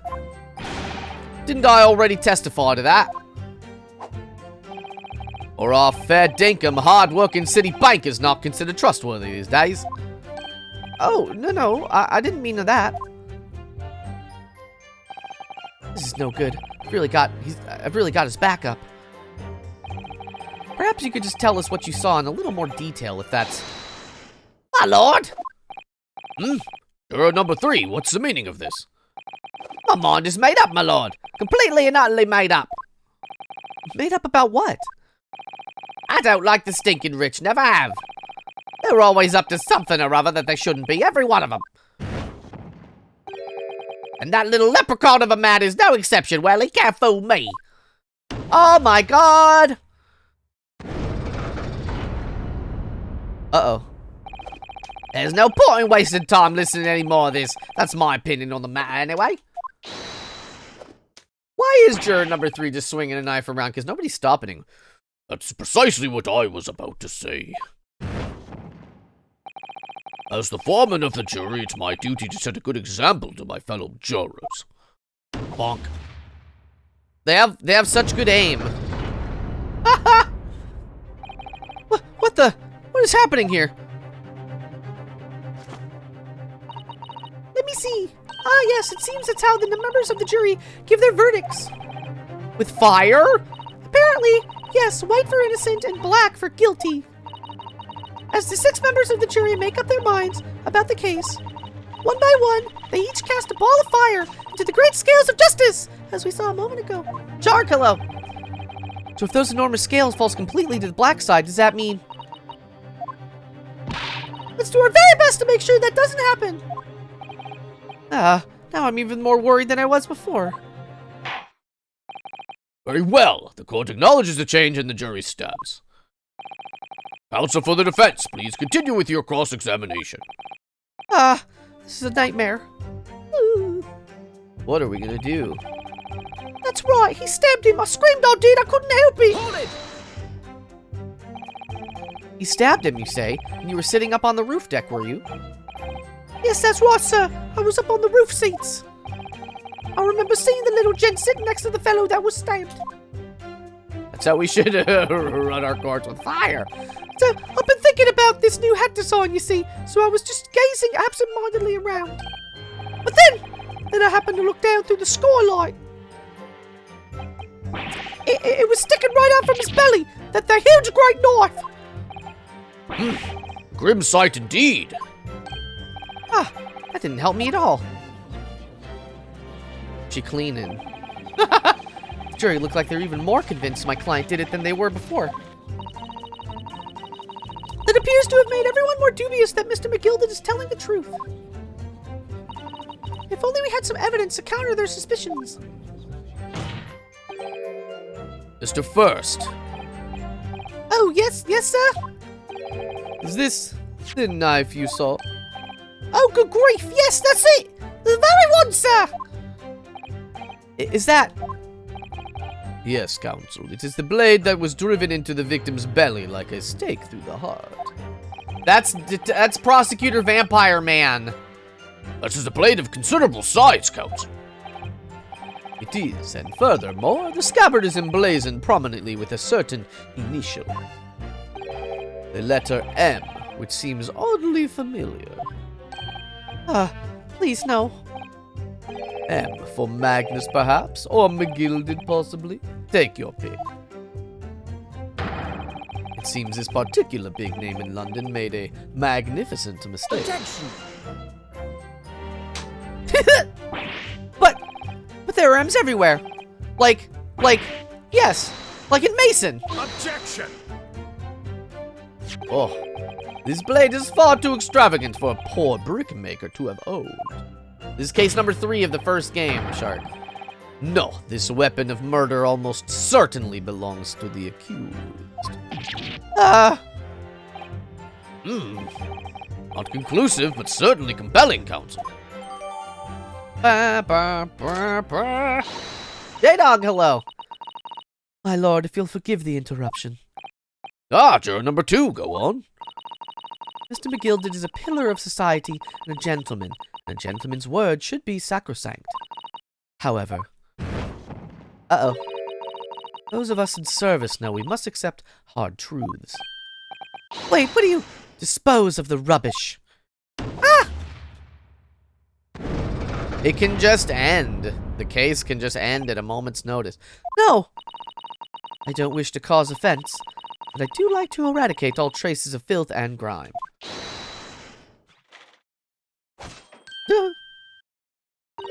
I have painstakingly typed every word uttered here today and cross-referenced all the facts. As such, I am now in a position to draw the only logical conclusion.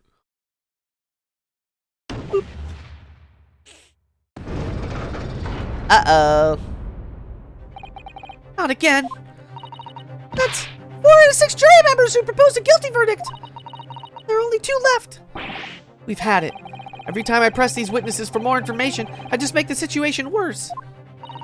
Nevertheless, what we need more than anything at the moment is more information. We're still very much in the dark.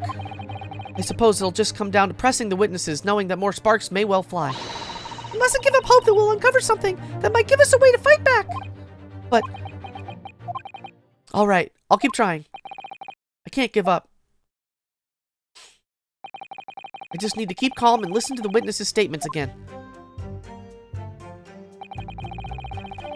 Alright, as soon as I heard the scream, I saw my bus. I stopped my bus and I saw it too. Wait. Oh. Wait, that was the last thing. Wait. I need to press him on that last thing. My bad.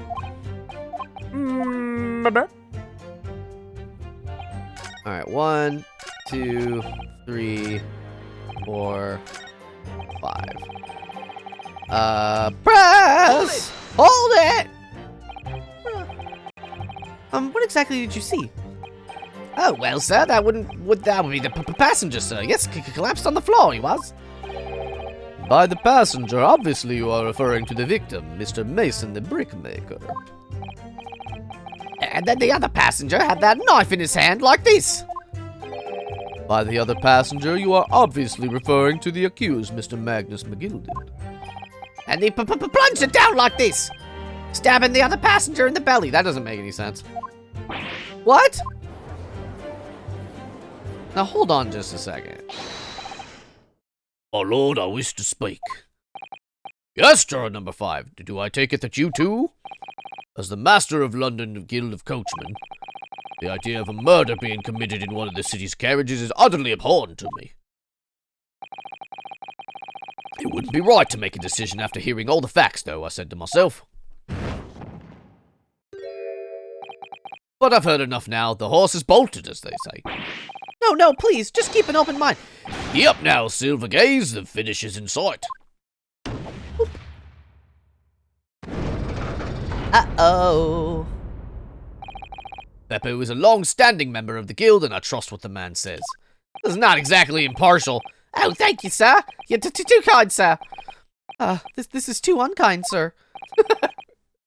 Which now means that 5 jurors agree to condemn this man.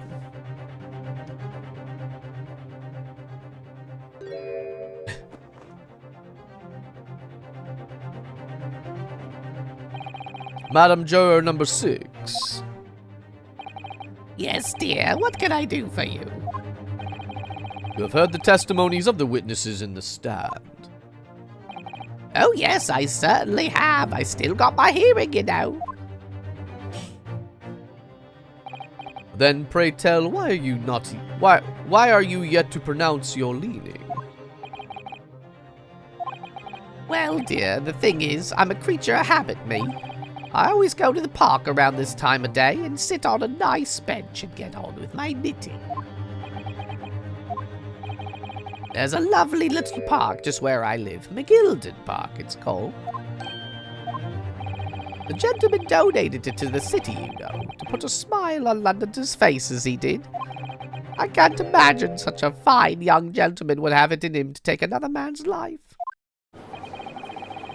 He's always doing wonderful things for the city. That's right, a man like this wouldn't stab someone, surely. I thought maybe go to McGilded Public Library and borrow some more books. How many Londoners live with their heads in the clouds? Do you people not know? What kind of a man Magnus McGilded really is? Uh-oh. What kind of a man is he? The philanthropist, Magnus McGilded, has enough wealth to purchase the entire city he claims to value so highly. But where did all that wealth come from?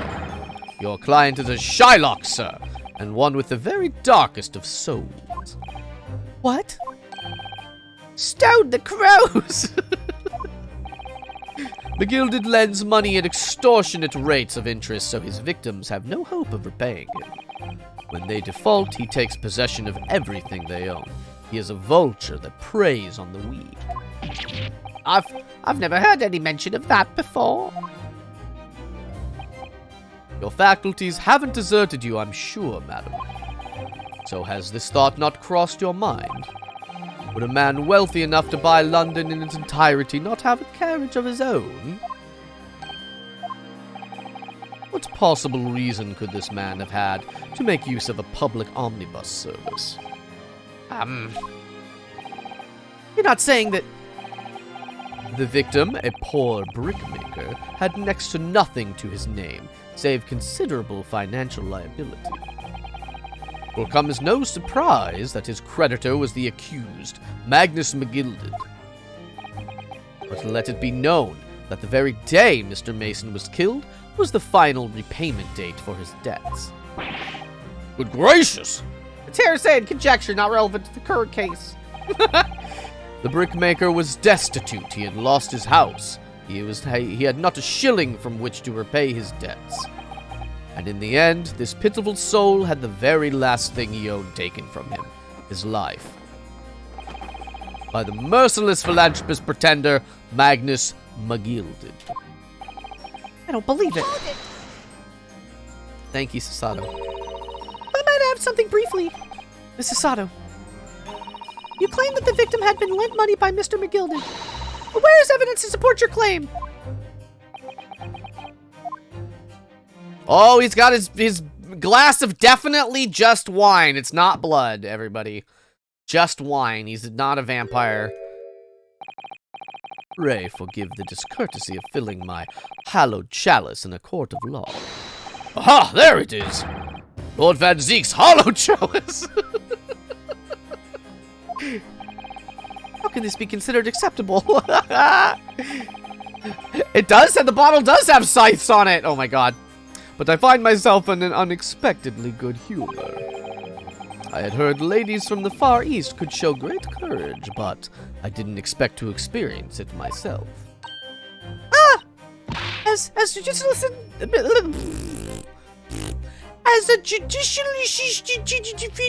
I am simply doing my job. What a pity that your display of courage is in vain. This is the debtor's ledger, which details all monies loaned by the accused. You will find the victim's name clearly recorded inside. Oh! Allow me to present this ledger as evidence. And pray forgive the discourtesy of raising my chalice in a toast to the enigmatic East at the same time. Bonk. A marvelous toast, Counsel. I would gladly accept this new evidence. The judge is down bad for Van Zeeks. Alright, let's take a look at this dang old thing. Ah, yes, 20 guineas. The victim owed a considerable sum. And the accused made quite certain he had ample recompense. Well, it would seem I've had the wool pulled over my eyes. Regrettably, madam, that is the modus operandi of the accused. And it's such a pretty little park, too. What a scoundrel. No! Don't you do it! Still, Maybe it's all for the best. Ah, well, wait a minute. Let's think about this. I don't stand for nonsense. Wait a minute. No!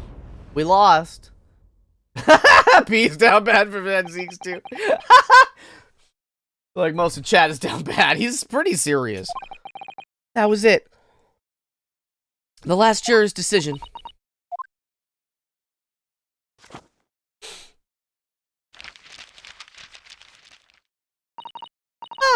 according to this Encyclopedia of British Law, when all members of the jury have concluded that the defendant is guilty, court proceedings are suspended, and the presiding judge will deliver the final verdict and sentence. That is what it says here. The final verdict? It's over then. Oh! There's a footnote, though. A footnote? However, the defense... All 6 members of the jury are now in agreement in this case. Excuse me. Y'all, you're not wrong, I'm telling you. Allow me to convey my respect in your swift and righteous decision. According to the laws of this country, I will now conclude the trial by delivering my final verdict. I trust there are no objections. Mrs. Sato, just tell me one thing. Oh, yes? You were in the middle of saying something before. The footnote in your however the defense, what did it say next? Oh, yes, of course. One moment. When all members of the jury have concluded that the defendant is guilty, court proceedings are suspended. The presiding judge will deliver the final verdict and sentence. Then the footnote says, however, the defense... has the right to demand a summation explanation of the jurors at this point.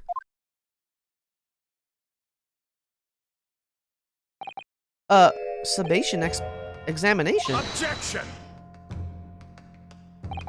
A summation examination? From which century has that tome you have there been resurrected? Ah! Judging from the binding, I would say that book is at least 50 years old. Any modern text on British law wouldn't even give such an antiquated procedure a mention. It's a relic, long forgotten and certainly no longer practiced. So you're out of luck. Oh, What even is it, Mrs. Sato? The so-called summation examination. one moment, I'll read about it. Ah, but is it still law, though? You would demand the right to a procedure before you even understand what it entails. Is it law, though? Is it? Is it, though? Is it? Typical Nipponese. He's just racist. All right, Mr. Naruhodo, I think I understand. It seems that under this procedure, we would be able to appeal to the members of the jury. To do what, exactly? Appeal to them to change their leaning and reverse their decisions. And it says here that, if successful, the proceedings of the trial must be resumed. Make them reverse their decisions? Yes, in times gone by, barristers would use a summation examination to attempt to influence the jury's decision. But that procedure became something of a formality with no practical benefit, really, so it rather fell out of use. I wonder why. Because it was devoid of purpose. Changing just one member of the jury's mind would be hard enough, let alone several. No self-respecting defense barrister would even assert his right to try in this day and age. Still, I don't see any mention of the procedure actually being formally revoked. What are you suggesting? I'm suggesting that although it may be antiquated and largely forgotten, it isn't yet extinct. Too bad I have no self-respect. What do you think, Mr. Naruhodo? Well, in typical Ace Attorney fashion, it's our only chance. Summation examination, our last possible option. Do we assert our right to carry it out? Assert our right. You gotta fight for your right to lawyer. The defense wishes to assert its right to a summation examination, my lord. Objection! London is the capital city of the most powerful nation on earth. We have a duty to the world to exemplify the very highest standards of judicial procedure.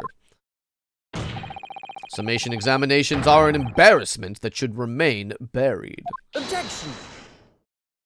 He's so British for no reason. But if it's our right, it's our right. I believe it could prove vital in this trial. Because he wants to win, that's why he's angry. The defense's position is perfectly valid. The court will proceed with the summation examination. This is madness. Foreman, are you and the remainder of the jury ready? Eh? I'm not, There was no mention of this in the letter I received, you see, so... All members of the jury will be asked to explain on what grounds they have reached their decision. Win, said the judge. On what grounds? Must all justify your decisions and explain why you believe the defendant to be guilty. Well, my lord, you're rather putting us on the spot. This is most irregular. No mention of this was made before. I don't really hold with all this justifying lark. It seems to have thrown the jurors off. Look at Sir Edward's father from the Phoenix Wright games. Who? The other guy? I mean, it's probably similar. We're playing as Phoenix Wright's, like, descendant. It seems none of them have experienced this before. All right, then. The summation examination. The defense procedure. No practicing lawyer has attempted for years, is it? Well, just maybe. It might be the opportunity we've been looking for to turn this trial around! So be it then. Ladies and gentlemen of the jury, the court hereby calls upon you. State the grounds on which you find the defendant Magnus McGilded guilty of the most serious crime. Santa Judge, Santa Judge. Oh! The jurors' contentions. He's smelling the flowers. There was no one else inside the carriage at the time, so it has to have been him. I trust the driver. He has an excellent memory, it seems. 4 passengers with fares totaling 20 pence. He stuck the chap next to him just like this. Brazen, I must say. Absolutely brazen. I have simply typed and collated all the statements made thus far and drawn the logical conclusions. You can trust the guild. Fair fares is our motto. We haven't raised prices of above 4 pence in years. Oh. He hasn't raised prices in over 4 pence. In years, you say? Over 4 pence? That doesn't equal 20! The scoundrel stabbing that poor man on the floor, it beggars belief.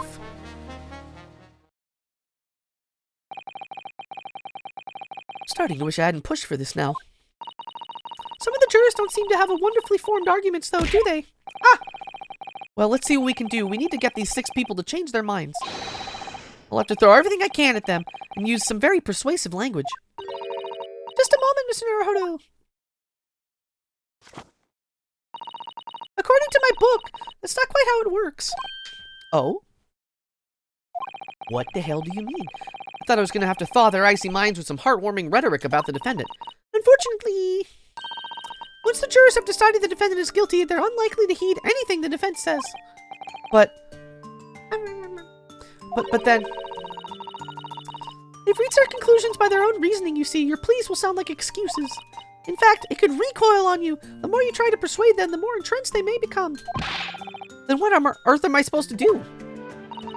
Oh dear, I'm just citing what I've read about British law, Mr. Naruhodo. Don't yell at me, for God's sake. Right, I'm sorry. You have any idea how to make this work, then? Well, from what I can understand, the key to this procedure is using the jurors' own words to make your arguments. What do you mean? Well, the 6 members of the jury are randomly selected members of the public. They may appear to present a united front, but the truth is, they are complete strangers who just happen to find themselves here in the courtroom together. And that's the way to break them down, you mean? Yes, exactly. We must listen very carefully to what each member of the jury says, and see if we can identify any contradictory statements. If we can, then we can contrast the statements, and pit the corresponding jurors against each other. I see, so it's the contradictions in what the 2 or more jurors say that we're looking for. In a way, then, this is similar to a regular cross-examination. Oh, yes, I suppose you're right. Find contradictions in their statements. Pit the jurors against one another to break them down. All right, I might be able to pull this off. No, that's not right. I have to pull this off, is what he'll say. It's like I've played these games before. Bonk. If the price is 4 pence, why'd it equal 20? That's an excellent question. When we start the proceedings, counsel, I would ask you to take the stand for this. I'm expecting a clear, concise rebuttal. Yes, my lord. My lord. Look at him. The defense's rebuttal. Okay, so we have to pit them together. So we're gonna pit her against 4 passengers with fares totaling 20 pence. So we're gonna pit these 2 against each other. Objection! Oh! These 2 statements clearly contradict each other. They do? Explain yourself, counsel. Me? Oh dear, what have I said? I swear on Silver Blazer's maiden name, I haven't the first idea what you're talking about. Oh, he's animated! According to the group testimony we've heard so far, there were 4 passengers on the omnibus in the night in question. And according to the coachman, Mr. Beppo, he took 20 pence in fares. Right! I have those precise details typed neatly here in front of me. And juror number 5 also told us the following. The fare for the omnibus is always 4 pence. That it is a fair and convenient single price, just the way London's carriages should be operated. But that doesn't add up at all. In fact, it leaves a glaring discrepancy in the facts. Why, man, why? 4 passengers paying 4 pence each. If you do the multiplication, it would be 16 pence. Exactly. As I said, it doesn't add up. The figures are different. By 4 pence, in fact. Or precisely 1 person's fare. Look at how confident he is. Like, forget about it. 1 person's fare? Oh! Yes, in other words, on the omnibus that night, it's distinctly possible that there was another passenger we've heard nothing about. Good gracious! This can't be right. The coachmen of the guild are good, honest men, one and all. Trustworthiness is our watchword. The figures your coachman claims most certainly do not add up. Your watchword, good sir, is a fallacy. I beg your pardon. Mr. Guildmaster, I think you ought to consider that if this trial were to end now. He looks so smug. The news will surely spread all over London. The news that one of your coachmen tried to hide the fact that he lets nefarious characters ride his omnibus. Ugh. All right then, how do I make it so this miserable trial doesn't end?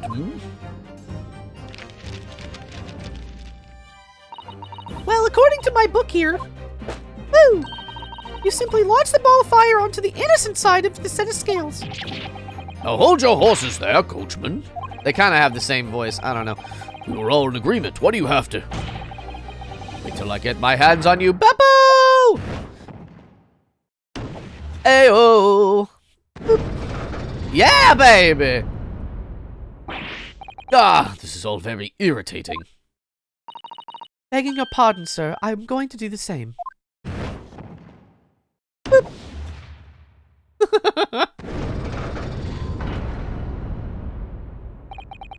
For the love of Mike, who's Mike? Are you not you as well?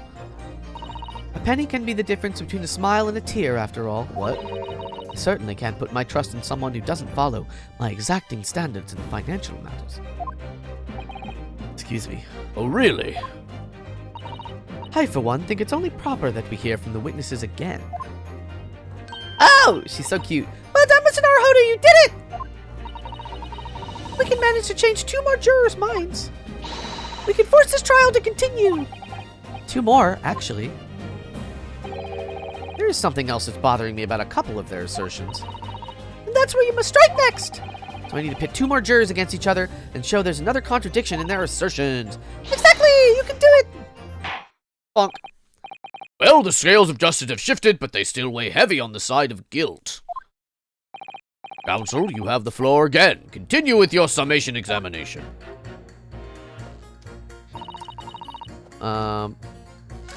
Okay. He stuck the chap next to him like this. And then she says, stabbing the poor man on the floor. So that's also kind of crazy. That doesn't make a whole ton of sense to me. Let's try it. That's different stabbing directions. What? Explain, counsel, post haste. Oh, dearie me, I was only knitting a jumper for the other half. What? What's all this claptrap? What's all this claptrap? What does contradictory even mean, I ask you? We've heard from more than one witness that they allegedly saw the actual moment when the defendant stabbed the victim. Now, out of curiosity, juror number 3. What, can't you see I'm busy here? How would you say the defendant stabbed the victim? What sort of motion was it? Ha! Want to test me, do ya? Boom! It was just like this, stuck the fellow next to him without even getting up. Just like the prim banker said. Yes, that was Mr. Fairplay's testimony, quite true. Now then, juror number 6. Oh, is it me, is it? What can I do for you, young man? He does have a sword. How would you say the defendant stabbed the victim, madam? Oh, well, dear, as far as I understand it, it was like this. He stabbed the poor man after he'd collapsed on the floor. The coachman said so. Now don't move. Take a look at these 2 jurors. He stuck the fellow next to him without even getting up. And he stabbed the poor man after he'd collapsed on the floor. Well, I never. They're stabbing in totally different directions. What? Bless my stitches. What a muddle. All lawyers should have swords. I agree. What this tells us is that there's a strong possibility one of the witnesses isn't telling the truth. Oh. But why the dickens would he lie? I don't know that yet, but what I do know is that if the trial ends at this point, we may never find out. We may never know the real truth. Oh! Ladies and gentlemen of the jury, can you really let that happen in all good conscience? Lies, you say? Oh, dearie me. I can't abide people telling lies. Boop. Yeah, baby. The scales. I don't believe it. Yeah, baby. We did it. Hold it. Wait! Now hear this, my fellow jurors. I warn you, you cannot listen to this man. Look at him in his black suit. He's clearly some devious Eastern sorcerer using magic on us all. Everybody's so racist. You really think I'd be putting myself through all this if I could use magic? That's me. Oh my god. I'm not gonna read that. Huh, me? What exactly is the problem? What of it if two witnesses have slightly different recollections of events? What of it? Let's say that Shylock did stab the victim as he sat next to him on the omnibus. And this young dandy saw him do it. And now let's say the victim collapsed on the floor, and then the Shylock stabbed him again. And this old lady saw him do it. Well, what's to say it didn't happen like that, hmm? Who are you calling a dandy, sir? Why, I should take this knife to you. Who are you calling old? Why, I should take this needle to you. They're really ready to kill each other now. Could the foreman of the jury be right? Did the two witnesses see different moments? Let's check the court record. Let's check the autopsy. I haven't looked at it yet. Stabbed once in the abdomen with a knife whilst journeying in the omnibus. Okay. Here we go. But it's out of the question. No. Unfortunately, Mr. Foreman. What is it? I don't want to read that. What you're suggesting is impossible. It's out of the question. Huh? What are you talking about, man? How can you possibly say that? You do realize that I'm only doing my job. As foreman of the jury, I have a responsibility to steer everyone in the right direction. So where's your evidence, man? That's what we want to see. I say the two witnesses saw two different moments of the same crime. If what you say is out of the question, show me proof. I can show you proof, baby. Alright, let's do it. Some irrefutable hard evidence, as you wish. What? You what, mate? I'll give you the proof. It's out of the question because, obviously, the autopsy report. Take that! Ah! This is the victim's autopsy report. According to what's written here, Mr. Mason was stabbed in the abdomen. Only once. Yeah, only once. It's quite simple. The victim was stabbed precisely one time. Which means these witnesses can't possibly have seen it happen two different times. Erg. All right, I concede defeat. Boop. Ha ha! Yeah, baby. Wait, that means 4 jurors are now leading to not guilty. We've done it, Mr. Naruto! We've won! We haven't won, but... What are you playing at, you dandy fool? Shut your trap, sir. No one deceives me. We had a consensus. I said shut your trap. I know a liar when I see one. And if the chap ever dares to cross the threshold of my shop, I'll take this razor-sharp blade and shave every last hair off his head. Is that all you'll do? I don't like this animation at all.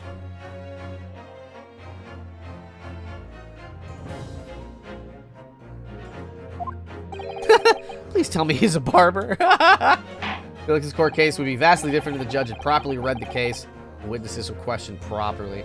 It's true, it's true. Hello, TOS police. Well, in quite a remarkable turn of events, the defense's summation examination has flipped the balance of the scales of justice. Jurors now stand at 2 for guilty and 4 for not guilty. Accordingly, there is no longer a large enough majority among the jury for me to adjudicate, and the trial must continue. He's still doing it back there. No! He's just having a whole time about it. I hereby ask the defense, prosecution, and witnesses to return to their places. And I call upon all of you to continue to pursue the truth. Yeah, now we get to cross-examine the witnesses. You know, the people that were there. So, Lord Van Zeeks, continue to substantiate the case for the prosecution, if you please. Yeah, pour one out for the homies. You.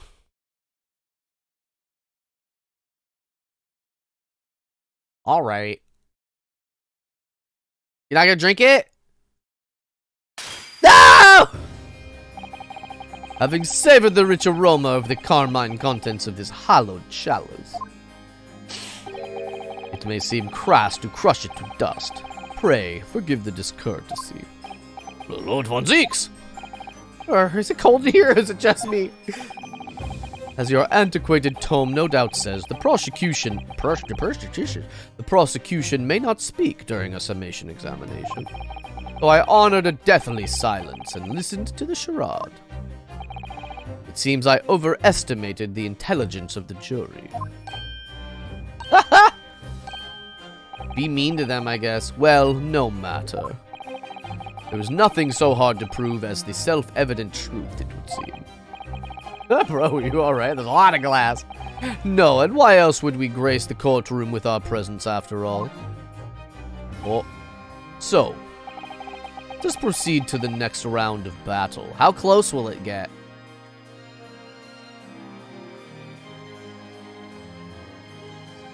How close can we get to your dang old face? When we... Oh, just there, huh? Wow, he took his cape off. Bring forth the witnesses once more. Oh no, he's hot. Which one of you is lying? Witnesses, trust you heard the summation examination we have just had to endure. He's so extra. Oh, B, you don't even know the half of it yet. Just wait. Yes, sir, I did, sir. Of course I heard it. Oh, yes, sir. I heard it. You, sir, on the end, the coachman. I believe it's Beppo. Yes, sir, my lord, sir. If it transpires that in your previous testimony you were attempting to veil the presence of a fifth passenger on your omnibus, you will be found guilty of perjury. You are advised to bear that in mind, sir. Oh, deal. What? Is he Spanish? Is that the deal? Now then, witnesses, I hereby call on you to testify before the court once more.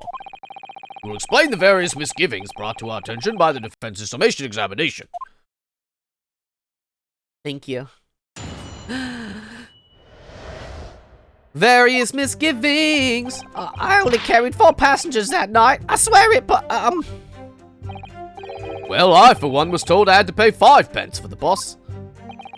He fiddled us on the fare, he did. And then when I saw that blood curdle inside as well, it's all too much.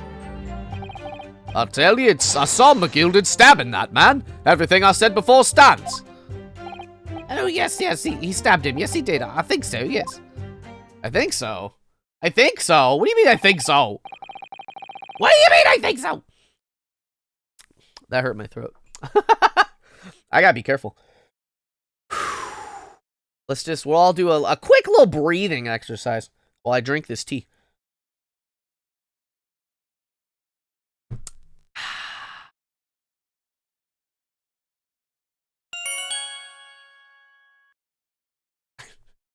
You can't tell because my tracking. I need to check the tracking after stream, I guess. Something is wrong with it. I don't know what it is. Counsel, make sense of this for me, please. The phantom fifth passenger conjured into existence by my learned Eastern friend never existed. The confusion has arisen from the coachman's sly little cosenage. I don't know what that word is. Maybe I'm pronouncing. Beppo, explain yourself. I'm terribly sorry, Guildmaster. The guild's fare is 4 pence across the board. You know that. I do understand that you've been overcharging our passengers by a penny a fare. It's so cold and the last run of the day is always half empty. You have been dishonest, coachman. I'm sorry. You're a disgrace, Beppo, a disgrace! And your selfish actions have brought dishonor on the entire guild. If I may, sir, I had to pay 10 pence on the bus just last week. What? 4 passengers at 5 pence each is, yes, 20 pence. I've done the arithmetic 10 times already, but I just can't make the result come out any differently. No, that figures. Thank you. Well, it would appear that one of the aforementioned misgivings has already been explained. So, counsel for the defense, your cross-examination, if you please. We've already had the pleasure of a protracted summation examination today. See you intend to continue the parlor games. Irish, hello. Welcome, welcome. Scott from PT, hope I didn't miss much. We are in the middle of a murder case. What part of, excuse me if you've told me this before, what part of you requires physical therapy? What happened? A very rich short man has been accused of murder, and we're like, no, he didn't. And this vampire prosecutor's like, yes, he did, and we're like, nuh-uh. And that you're sort of caught up at this point. Absolutely. Uh-oh, he got nervous. Wow. All right, so we need to figure out. Let's just press everything. So there were only 4 passengers in your carriage, but you didn't charge them the standard 4 pence fare. Is that right? It's impossible to make the last run of the day pay. I was so cold, it was all I could do to stop myself from passing out. Getting chilblains. What? What? Just listening to you. It was terrible. I wanted to give myself a pat on the back for even keeping the bus running. It's me, Beppo. Everyone's favorite Beppo. My nose is like a little sausage link or something. The dedicated coachman deserves an extra penny per passenger. Surgery on my shoulder. Oh, man. Man, Cozy had a similar thing. Her knee had surgery. So I feel you. That's hard to deal with. I'm sorry that happened. But you'll get there, baby. You're taking a deeper hole for yourself here. Was that a long time? Like, how long ago was the injury? Only there had been a 5th passenger on the omnibus that night, then we would have had another suspect. Another suspect. Another suspect. Well, I, for one, was told I had to pay 5 pence for the bus. That mean everyone on board that night paid 5 pence instead of 4? Well, I paid 5 pence too, sir.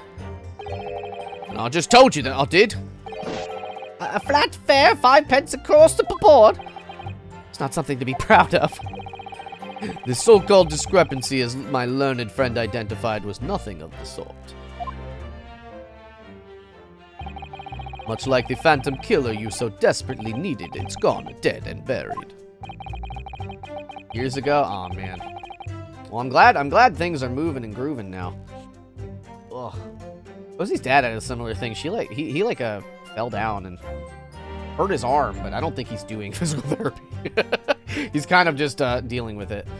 I'd have been happy if it ever... I'd have been happy if it had ever existed in the first place. It's me, Inosuke. He fiddled us on the fare, he did. And then when I saw that blood-curdling sight as well, it's all too much. This blood-curdling sight? You mean the murder, I presume? Yes, sir. A loathsome sight. No one should have to witness the horror in the eyes of a man the moment his life is taken. Oh, well, not exactly, sir. I mean, I didn't actually see the exact moment the gent was stabbed. But gracious! Really?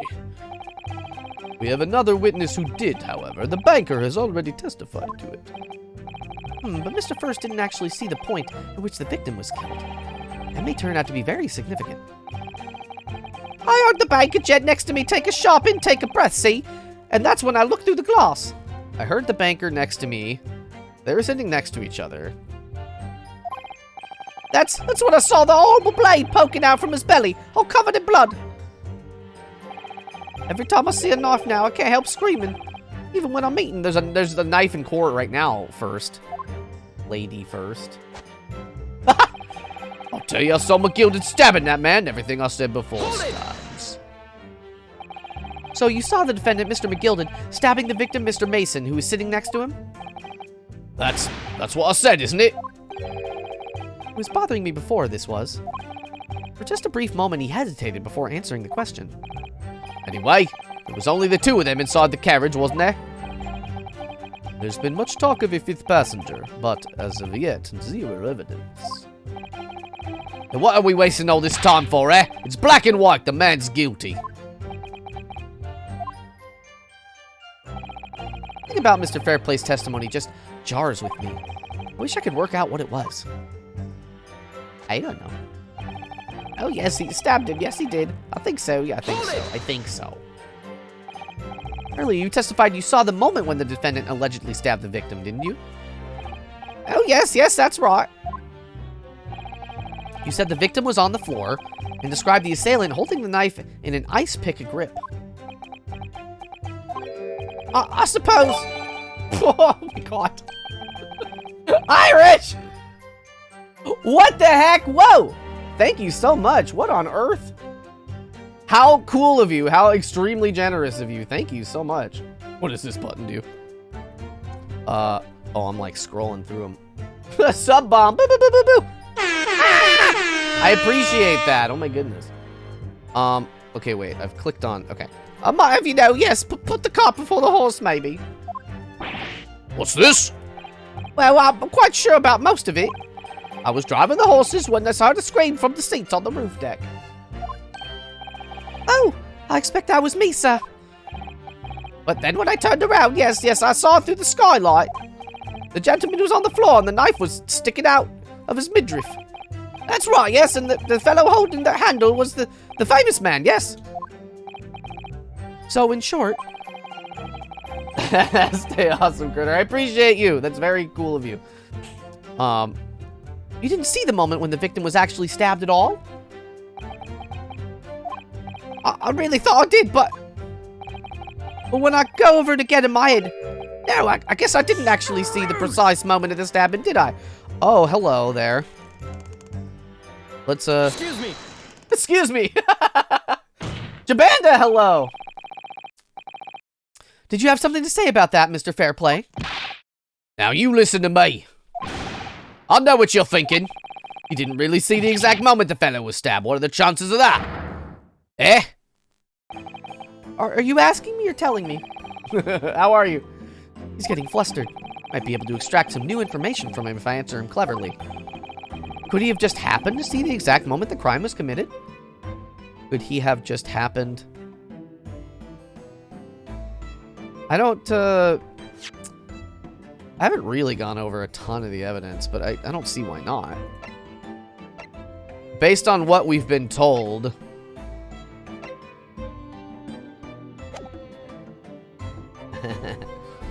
Could he have just happened to see the exact... He could have. I guess. Well, I suppose some days are like that. Sooner or later you'll see something you wish you hadn't. If you're always peeping through a skylight on the top of an omnibus. Peeping? I'm a respectable city banker, I'll have you know. And I know what I saw. I remember it as clear as a Ballarat day? It was a grim scene, I don't mind telling you.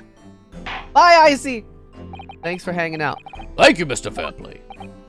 Oh, excuse me if I was getting a little hot under the collar there, my lord. I would ask you to supplement your testimony with a clear statement about exactly what you saw. Oh, I can do that, all right. I'll tell you just how grim it was. Do you think I'd forget the sight of those blood-soaked hands after that butcher stabbed the man? Hold it! He was wearing gloves, though, huh? Blood-soaked? Ahem, well, perhaps soaked is laying it on a little thick, but anyway, there was definitely blood all over them. Both of them were covered in it. That's wrong. That's so wrong. You saw that from the roof through the skylight? Well, the skylight's reasonably large, so I had a pretty good view. And there was a lamp on the inside of the carriage as well, so I'm sure of what I saw. I feel like there's something not quite... You feel something doesn't quite add up. Get him! Get him! Kill him with evidence! Oh, okay, I don't care about the ending. I know. I know. Ah, I know what it is. I know. But I have to... Okay. Alright. Okay. Okay. Alright. I know. Thank you, Sasato. Alright. Don't care about the 5-pence stuff. Present the gloves. There's a blood stain on one of the gloves. Objection! Ah! Blood-soaked hands. Well, I'll admit that soap might be laying on a little thick, but anyway, there was definitely blood all over them. Both of them were covered in it. Look at him! Well, I'm very sorry to disagree, Mr. Fairplay, but that's a little more than peculiar. What? You what, mate? Here are the gloves worn by the defendant, Mr. McGilded, on the night in question. Oh, yes, right. And there certainly does appear to be a sizable dark-colored stain there. But, as I'm sure you can clearly see, it's only on the right-hand glove. Just bite it. Just eat the jewel in your cane or whatever. In short, Mr. Fairplay, your testimony is inconsistent! Yarg! But no, that can't be right. So you're the liar here then? Yarg. That's right, you were clear about it. You did. It was in both hands. Grrr. I like, so earlier, when we like pressed him on like, cause he was acting cagey, it's like, oh, you're playing poker, you gotta find people's tells, right? Like, oh, they might do a subtle thing, and like, this banker's like, let me just like make a whole ass scene about the situation. Mr. Fairplay, if your last statement was a lie, it calls your entire testimony into question. You say you saw the moment the victim was stabbed, but is that really the truth? Welcome back, I see. Objection! Oh, it was a simple mistake. You can't justify accusing this man of lying. Yes, it wasn't both hands, it was only one, but the fact remains. The victim's blood was on the accused. Objection! No, Mr. Fairplay categorically stated that he saw blood all over both hands, which means there's a strong possibility that the witness was deliberately trying to mislead the court. Yarg! Why, I'm a city banker, for pity's sake. My word should be the gold standard. I'm a gentleman, not some gutter snipe. Upstanding members of society don't Prevaricate? He's claiming to have no reason to lie. But is that really the case? Mr. Naruto!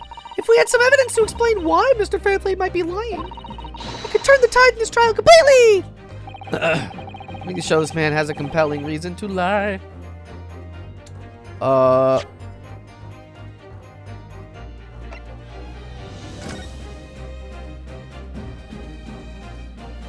There's a button missing. Interesting. Ah! Hydrate, you got it. This is my last sip of tea. Hell yeah. Oh my goodness. Okay, he's got a button missing. I don't think this is the lead. Let's examine the knife. Got a big ol' M on it. That part of the sheath. That's part of the sheath, isn't it? Are you alright, Mr. Naruto? Oh, sorry, yes. I just really don't like blades. Oh. Those don't seem like the words of a man with a large katana slung from his waist. So, they said it was an M, but I think it's a W, actually. That's not a blade, that's Kazuma's soul. Anyway, don't think about that thing too much. There's no sense in delaying it. Let's see what the blade looks like. Blood kind of, sort of all over it. That looks like a lot of blood. Surely is blood, the victim's. The Englishman's blood looks a lot like Japanese man's blood. Did you think it wouldn't? Sorry, it's just that we've only just arrived here in Great Britain, finding it a little hard to adjust. Yes, I do understand. Whose name starts with a W? Yeah, that's a good question. An ornate letter M, undeniably Mr. Magnus McGilded's initial. And it's beautifully gilded too, it must be very valuable, I should think. Ah, what is it? Look at this M. You turn it upside down, it becomes a W. This could change everything. W! Yes, this is one of those, you know, turnabout cases. I'm sure of it. Walter. Oh, well, that idea was quickly quashed. What? Oh. What is this guy's name? Bruce Fairplay, Beppo, no last name. Lady first.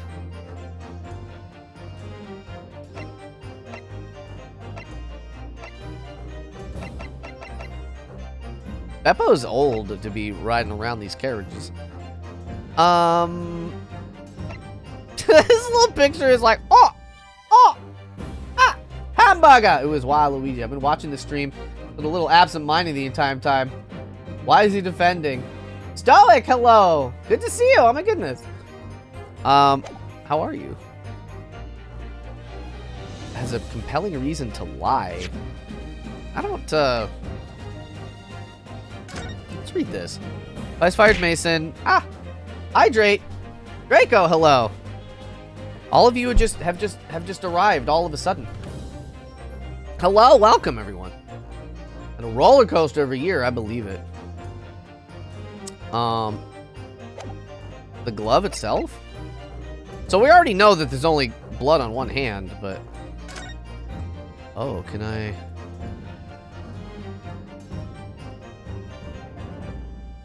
Something inside the gloves?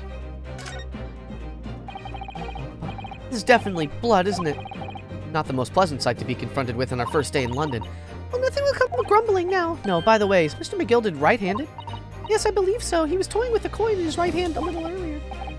Beppo, I'll gladly pay you Tuesday for a hamburger today. I want a hamburger. I'm eating nothing but burritos and tacos all day today. It's crazy. It's not on purpose, but it is what's happening. Ah, pity. If he'd only been left-handed. I think blood on either glove would be fairly incriminating, really. I think that's the only thing to look at on the gloves. I think so. I mean...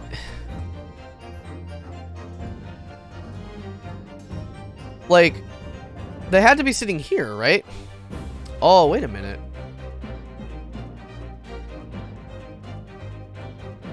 Which side did the murder take place in? Oh no, that makes sense. That tracks. Because if they were sitting here, they would see the murder happen here. Hold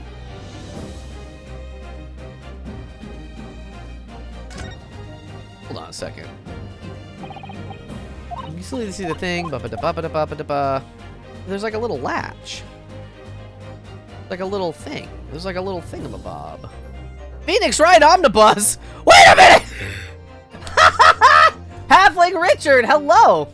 I've seen you all over. You've been following all the socials. Thank you. Hello. Been staring at the screen, not even processing. It's a complicated game. There's a lot going on. This is... I don't think I noticed this the first time I played this case. That's very funny. Is that the clue? Is that the critical clue? I don't know if we have evidence. I don't think there is. Yes, if only we had some evidence like that. The defense has nothing. Woo! Ah, Mr. Naruhodo, did you see that? Yes, he let out an audible sigh of relief. Does that mean there is some evidence? Uh-oh. I think perhaps... Oh, I don't know. Okay, I didn't get dinged for that. Okay. Oh, no, I did get pinged! No! Ah! Okay, alright, okay. I'm caught. What was that motion? Okay, well... The motive... Oh, I didn't look at this. Oh, wait, oh, wait a minute. He's probably in here. I'm a silly Billy. This portfolio must contain all sorts of secrets for London's gentry. Oh dear, do you really think we had to look inside? Yeah, absolutely. Don't be stupid, Sasato. Actually, I wonder. We are sure you will not find Mr. Sholmes' name inside. Well, let's see what we find. I can definitely read all this. Gosh, it's crammed full of gentlemen's names, isn't it? Well, I suppose they're probably not all gentlemen at all, are they? After all, not everyone in this country is well off. Ah, goodness! What is it? Look at this! Do you see the name here? Bruce Fairplay! Oh, I'm a silly, but I don't know why I did that. I gave up. Borrowed 20 guineas. The payment date is fast approaching. Oh, he wants him to go to jail. Oh my God.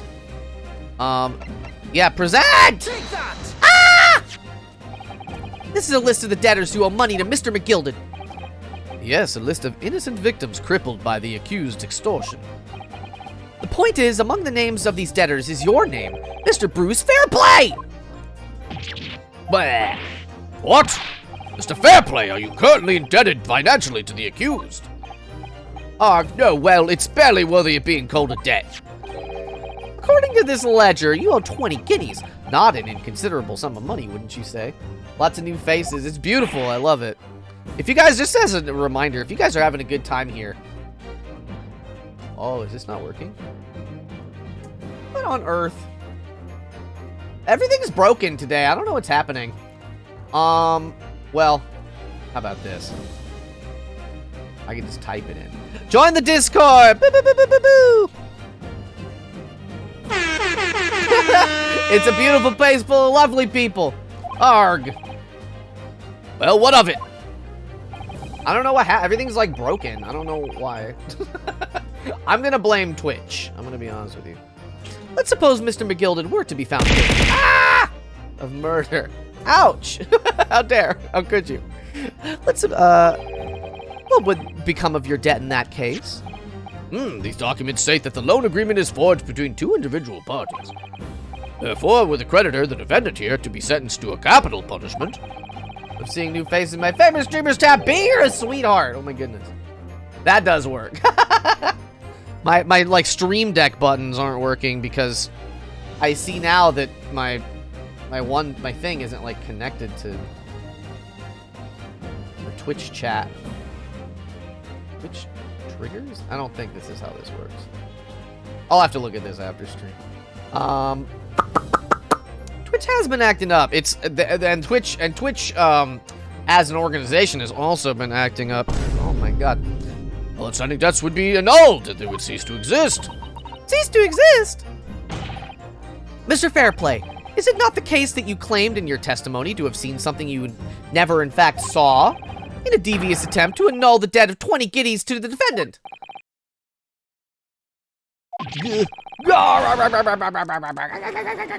Just sell that diamond on the cane or whatever. Order, order, order! Mr. Bruce Fairplay. Yes, my lord. Let me ask you again. Be aware that your answer may have most serious implications upon your future, sir. Totally, I'm very new, very real.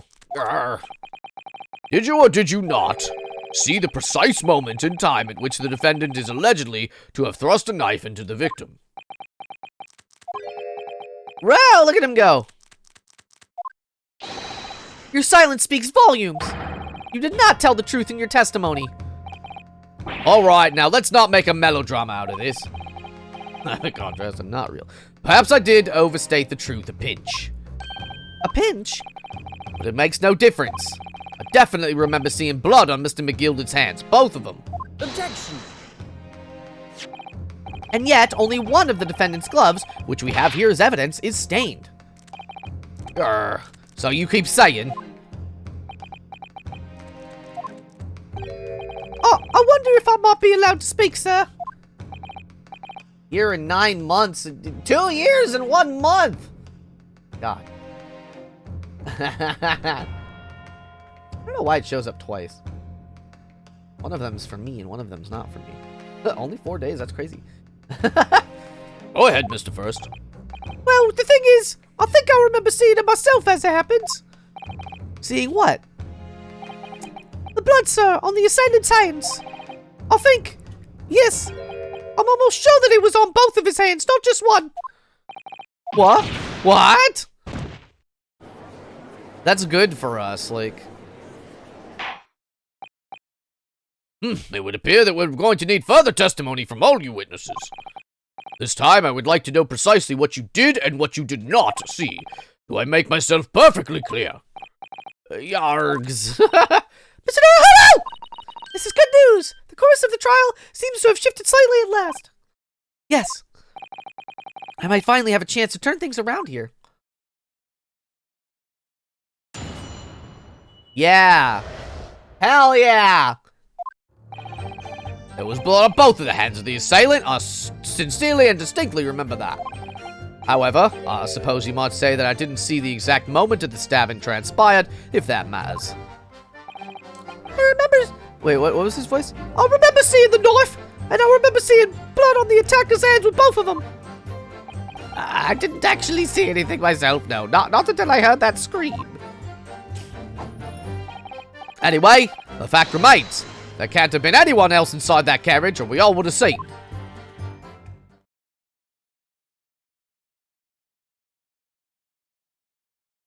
Yeah? Well, lo and behold.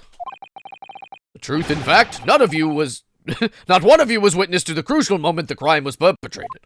I apologize, my lord, but honestly... There was no one else in that carriage, and the man's hands were covered in blood. That much incriminating evidence is tantamount to saying we saw the man do it.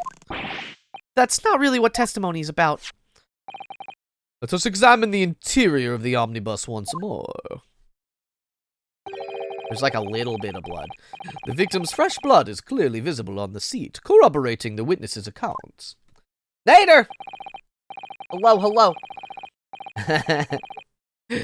In other words, there is no substantial nor significant change in the facts of this case. That's not true at all. Very well. Your cross-examination, please, counsel. Yes, my lord. I'm gonna take an Advil. Hold on. I've been getting, like, migraines, like, all week. And they're, like, little. They're a pain in my patoot, you know?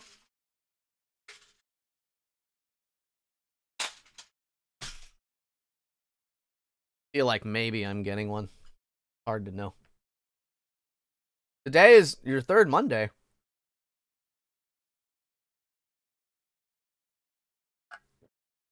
B, thank you.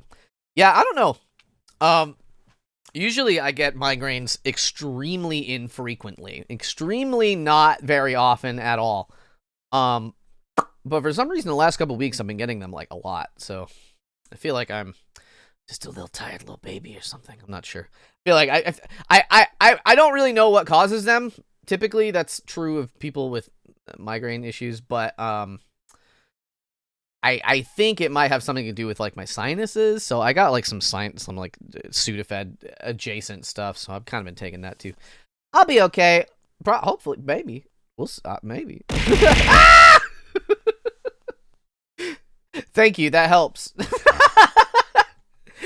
What did you really see, witnesses? Blood on both the hands. No, the evidence tells us otherwise. We have the gloves the defendant was wearing on the night in question in the court record. Love a new avatar. Thank you so much. I love it a lot. We could, oh. We could, oh.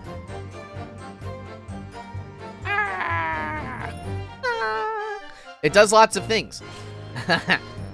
Well aware of that, sir, but nevertheless, I know what I saw and I stand by it. That man had blood on both of his hands. He's defiant, even in the face of hard evidence. He's steadfastly refusing to admit that he might be mistaken about what he saw, but why? Your reasoning is dire. One hand or two, the salient point remains unchanged. Migraine Awareness Month, is it? I'm aware of it. I'm aware. Minutes after the grim crime, the victim's blood dripped guiltily from the accused fingers. It's like a really big deal that there's evidence that like it supports an additional person. Don't try to downplay this. Whether or not you saw the exact moment of the crime is a matter of fundamental importance, as you well know. Arrgh, but for crying out loud, we all know that no one else could have possibly done it. I was just trying to save us all some time. You have a loan of 20 guineas outstanding with the defendant, do you not? Ugh. Had you hoped to release yourself from that financial burden? Had you hoped to release yourself from that financial burden by ensuring the defendant was found guilty? Can you be burger? I want to be a burger. I'll just consume myself. Ah, well, that's not entirely not what I was hoping for. Arrgh! I lied in my testimony to hurry the case along. Surely that's not a crime. I just lost a little guinea or 10 when I backed the wrong horse at the derby, that's all. Grr. I was going to win it all back. Uh-oh, he's got a gambling addiction. There's a fixture this weekend that's a sure thing. Ah, a little guinea or 10? I'm a banker. No one bats an eye if I borrow a little spending money for the weekend. Borrow? What do you borrow?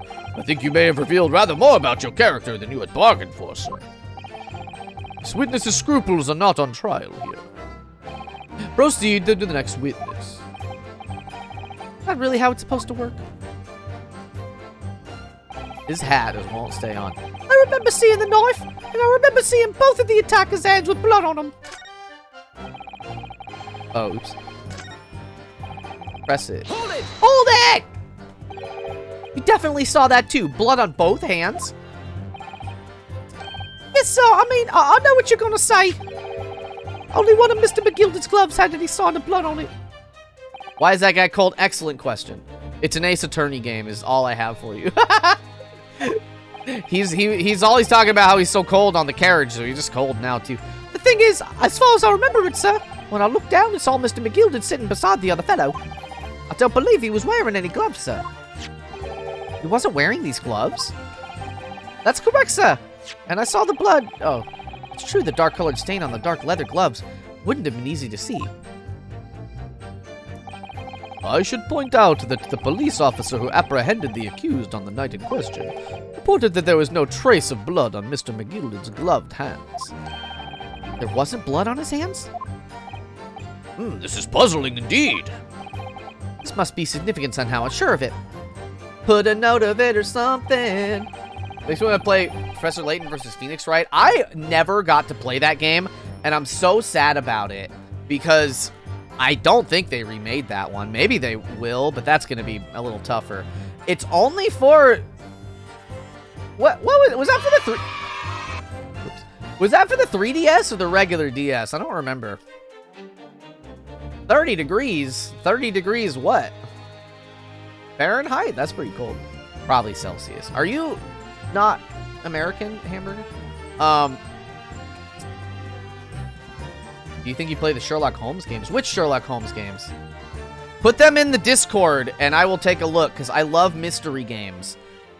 As long as they're fun. If it's like a real serious thing, I probably wouldn't, you know what I mean? But like, yeah, put it in the Discord. I'd love, there's like a game section. Actually didn't see anything. My nose is a sausage. You didn't see anything?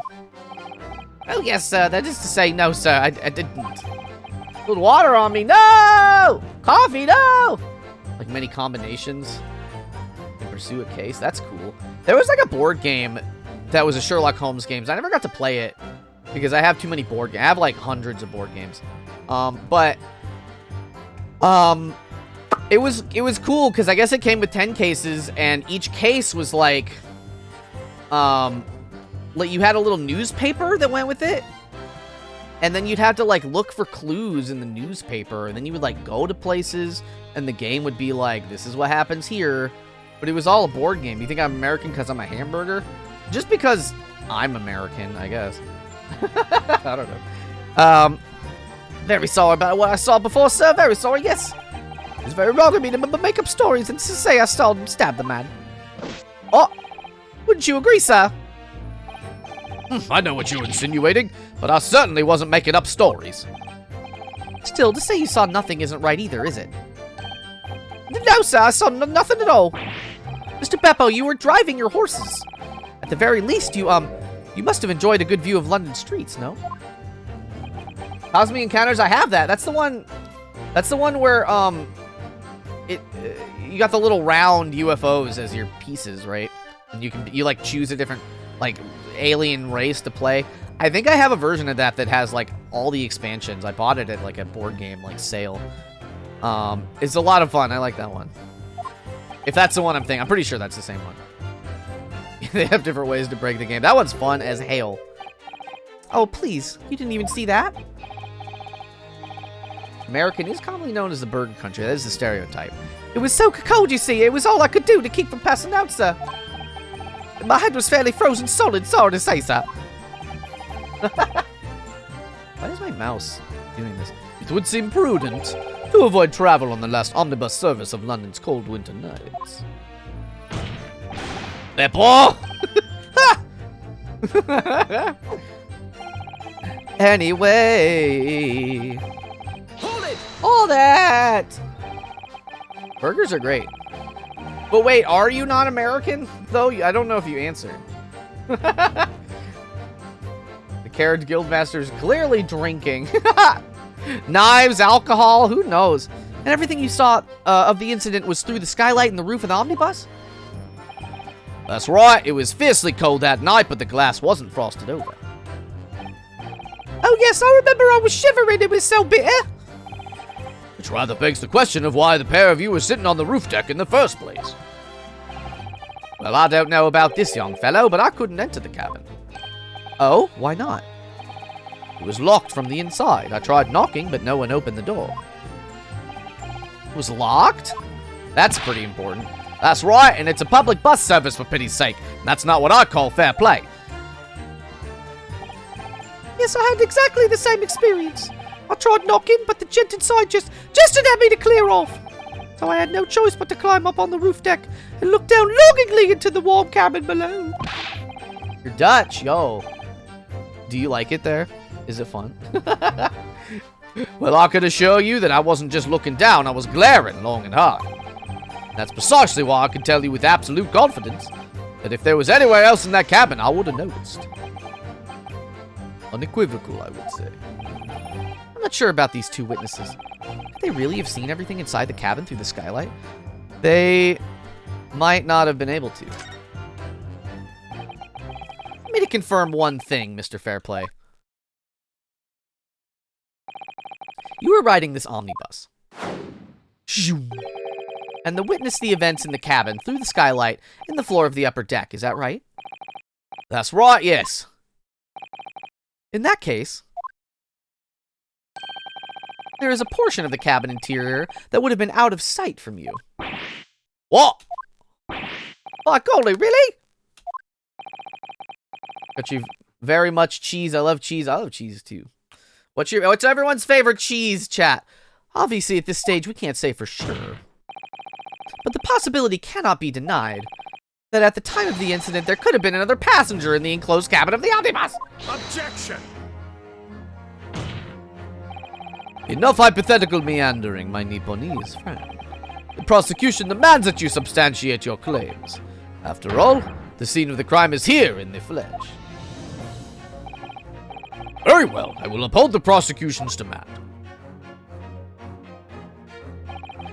You will identify the area on this cross-sectional plan of the omnibus. Where exactly in the omnibus are you suggesting that this potential extra passenger could have been situated? I mean, here. I don't know if it wants me to put it, like, in the inside or just, like, I mean, they can't see. All they can see is this line. So we're going to present there. Take that. Provolone is bussin'. I really like a blue cheese or a brie. Both rows of seats on the floor face the direction of travel, whereas the seats in the enclosed cabin face each other. Which means the visible part of the cabin, which passengers on the roof deck can be seen through skylight, is as I've drawn here. Ah! That's right, my lord. As you can see, the seat opposite the one on which the victim and his attacker were sitting is obscured from view By the block. In other words, if someone had been sitting on that seat, it's quite possible that these witnesses would have been completely unaware of it. Garg. Objection! Bonk. It's quite possible some phantom was sitting there. You Nipponese have a forbidding habit of obscuring the truth with ambiguity. I'm not complaining. I concur with the prosecution's rejoinder. In the British court of law, evidence is paramount. I cannot entertain this conjecture, counsel. That is, unless you're able to put a name to this mysterious passenger to whom you allude. Can you, Mr. Naruhodo? Yeah, I know who it was, I think. Honestly, don't know. Who could it have been? Who could have been in the other seat, which was out of sight? I have an inkling. I understand, my lord. The defense would like to put forward a name. I think it was McGilded. You are a fool. That response was a desperate attempt by a man who has no notion of his own limitations. A toast to hard lessons not yet learned. It's not delay, counsel. The defense still to name the passenger in the other seat. Smack. This could be it. This could be the chance I've been waiting for to turn the trial in my favor. On that night, on the night of the murder, the person occupying the seat, I think it was Magnus McGilded. Take that! Yeah! Yeah! The passenger in the enclosed cabin that the witnesses on the roof deck failed to see has to have been Mr. Magnus McGilded. Mr. McGilded! What are you talking about, counsel? That's the name of the defendant. Objection! Stop. If I desecrate this chamber by smashing my hollow chalice, do forgive the discourtesy. Lord Van Zeeks! People talk of those tiny island nations in the Far East as having a learning and culture of their own. I see they use the terms ill-advisedly. He's so racist! Why? What are you trying to say? Let me explain in terms that even a student of an artless backwater such as yourself might understand. Oh my god! When the bloody scene unfolded, the victim and his assailant were sitting side by side. Multiple witnesses have attested to the fact. It is the very premise on which this case is built. Objection! Stop those champagne glasses. But that premise may be wrong. What? If the victim really was sitting beside Mr. McGilded, it creates an inconsistency that can't be reconciled in any way. What inconsistency, counsel? The defendant's gloves, my lord. Both witnesses made the same testimony. They claim that there was blood on both hands of the person sitting next to the victim. Objection! Yet we know the truth to be otherwise. Only one glove bears the gory remains. Objection! The point is, even in the face of this irrefutable evidence, both witnesses have maintained their stance. Yes, their testimony remains unchanged. Exactly. They both adamantly swear that they clearly remember seeing blood on both hands of the assailant.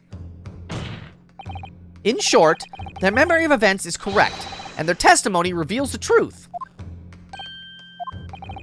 It was somebody else sitting beside the victim that night, a third party we have yet to identify. And the victim's blood was on that passenger's hands, both of them. Objection! And who was this third party? Obviously, the true culprit. Extraordinary! Yeah, baby! Order, order, order! What exactly are you postulating? Objection! The defense's postulation is just that, nothing more than conjecture. The witnesses have clearly stated that they saw the accused. Objection! But when elaborating on this testimony, Mr. Fairplay said the two of them were wearing hats, and I couldn't exactly make out their faces. Zara, hello! Yes. The tops of their heads were obscured by the roof. I could see the rest of them, though. Yes, that's right. Both gents were most certainly hatted. Hatters do tend to notice such things, sir. And what particular styles of hats do the two gentlemen sport, Mr. First? I'm afraid I don't remember. You call yourself a hatter. The style of hat makes no difference. There was no third passenger in that cabin. How can you be sure? Because if there had been, the accused, Mr. McGilded, would undoubtedly have offered to depose the fact. Unless, that is, you are proposing an even more preposterous explanation. That the accused failed even to notice the presence of the true culprit in the very cabin in which he traveled. Ah! Let's just ask him. It'd be cool if we could ask him about it. The Mad Hatter from Alice in Wonderland. He's right. If there was another person traveling in the enclosed cabin of the omnibus, it's inconceivable that Mr. McGilded would have been unaware of it. Order! There is clearly a simple solution to this problem. Bring the accused, Mr. McGilded, to the stand. Well, what say you, counsel? Prosecution objects, my lord. On what grounds? As a suspect, he will have already made a full statement to the police. But what if there's some reason why he's unable to speak freely? Magnus McGilded is no uneducated ruffian. He was asleep for the murder, he says. If it indeed turns out that the man has been withholding information, you can be sure it will have been a most deliberate act. Counsel for the defense, what is your opinion? My lord, will we ask Mr. McGilded? Yeah, of course. Of course. Don't be crazy. Yes, we need to hear what he has to say in order to find out the truth. Raise your hand. The defense would like to call Mr. McGilded to the stand. In that case, I would like to hear the opinion of the jury. Yes, I need a little time to consider this. If you ask me, I think we should hear what Mr. McGilded has to say. Get the man out here, I say! It would be utterly illogical not to hear his testimony. When something needs doing, get it done. That's how I run things at the guild. Hearing what the patron of my favorite little park has to say, oh yes, that would be lovely. Yes, the jury says the man must be heard. Bonk. Very well. The court will hear the defendant's testimony. Bailiff, show the defendant to the stand at once. Ivory Metallics, welcome in. Now, maybe what actually happened that night will finally become clear.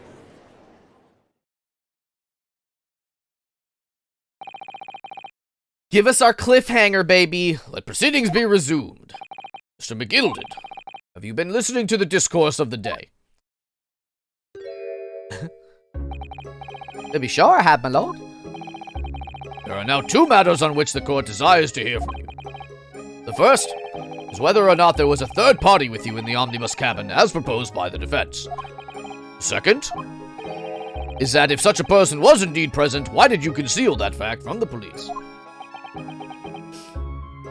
He looks like the Mad Hatter a little bit. God, no, 'tis not in my nature to hide anything at all. Just answer the questions, please. The truth of the matter is, I've been desperate about this all along. Do I tells y'all or to keep my mouth shut? Tell us what, Mr. McGilded? Fine fella representing me is absolutely right. In the carriage on the night with myself and the other man, there was another passenger. It's true. Aye, and 'twas me who helped the little urchin get away after it all happened. You... What?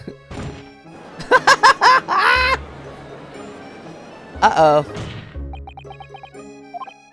No, Magnus McGilded. That convenient excuse can't save you now. I'm truly sorry, so I am, Lord Van Zeeks. I'm sure you'll be wanting to know why I said nothing when I was taken in by the police. I do be having a very good reason, I assure you. Which was? Well, the little child was just in the wrong place at the wrong time, and not in any way involved, you see. What? If the police had known the wee one was there, they'd have assumed she'd done it. They'd have hauled her into this here courtroom, just like myself. I was only trying to spare her that. Young hearts and young minds are easily damaged, my lord. Who was this young child of whom you speak? That, I don't know. You don't know? Aye, well, the wee ting just happened to be in the carriage that night. I never saw her before or since. Objection! It might be based off Red White. He's definitely glamorous. We have absolutely no reason to believe this man. The prosecution calls for the witnesses' statements to be disregarded by the court. You know, I wouldn't be surprised. If the urchin isn't here in this courtroom as we speak, listening to the proceedings. What? Bang! Ah! Smoke! Arg! Fire! There's a fire! Someone's trying to get away. Cough after them. It's no use. Cough, cough. I can't see anything with all the smoke. What's going on? Be careful, Mr. Naruto. Cover your face. Bailiff! Don't let the accused escape. Secure the omnibus. I hereby call an emergency recess. Bailiff, ensure the defendant is in custody and clear the courtroom. Oh my god. We were hurriedly removed from the smoke-filled courtroom by the bailiff. Amid scenes of chaos as people stumbled over one another in their desperation to flee the chamber. We had no idea what was happening. All we knew was, for the time being at least, the trial was suspended. Ah! That's crazy! What on the whole earth? Well, y'all, let's save. We'll pick this up tomorrow, babies! Oh my god. I still only vaguely remember, like, any of this, you know what I mean? Oh my goodness. Let's go over here. Let's turn on the music. Hey, everybody, thank you so dang much for hanging out today. I love you all to pieces. I can't do my usual... My buttons aren't working. Yeah, none of this is working. Father, tell me, when can I leave to be on my own? In just a few seconds. I see soul. Posted a list of Sherlock games. Hell yeah, I'll check them out. I love murder mystery visual novel style games. They're my favorite. We're gonna find somebody to raid. Actually, you know what I can do? If I do this, I don't think I have a raid like command. I think it's socials. Oh, that's a link tree. That's I need to fix that. Oh, is Clara still going? We'll read Clara. Let's make sure Clara is still happening. I'm sorry, Veros. Or V, I remember. I forget and then I remember. Yeah, I don't have my regular raid message, so I'm sorry. But we are like Clara's doing art, so we're gonna raid Clara. Hell yeah, baby. Be the coolest. Yeah, you can copy and paste what Shark put in. Or you can just put whatever you like. I appreciate you. Oh my goodness. I love you all to pieces. We'll continue this case tomorrow, 9 a.m. West Coast American time. That's in just about 21 hours. I love you all. We're going to be so cool. Yeah, that'll work. That'll work off. Hell yeah. I love you all. Have a lovely rest of your Wednesday. Boop, boop, boop, boop. There it is. Boop, boop, boop, boop, boop, boop, boop.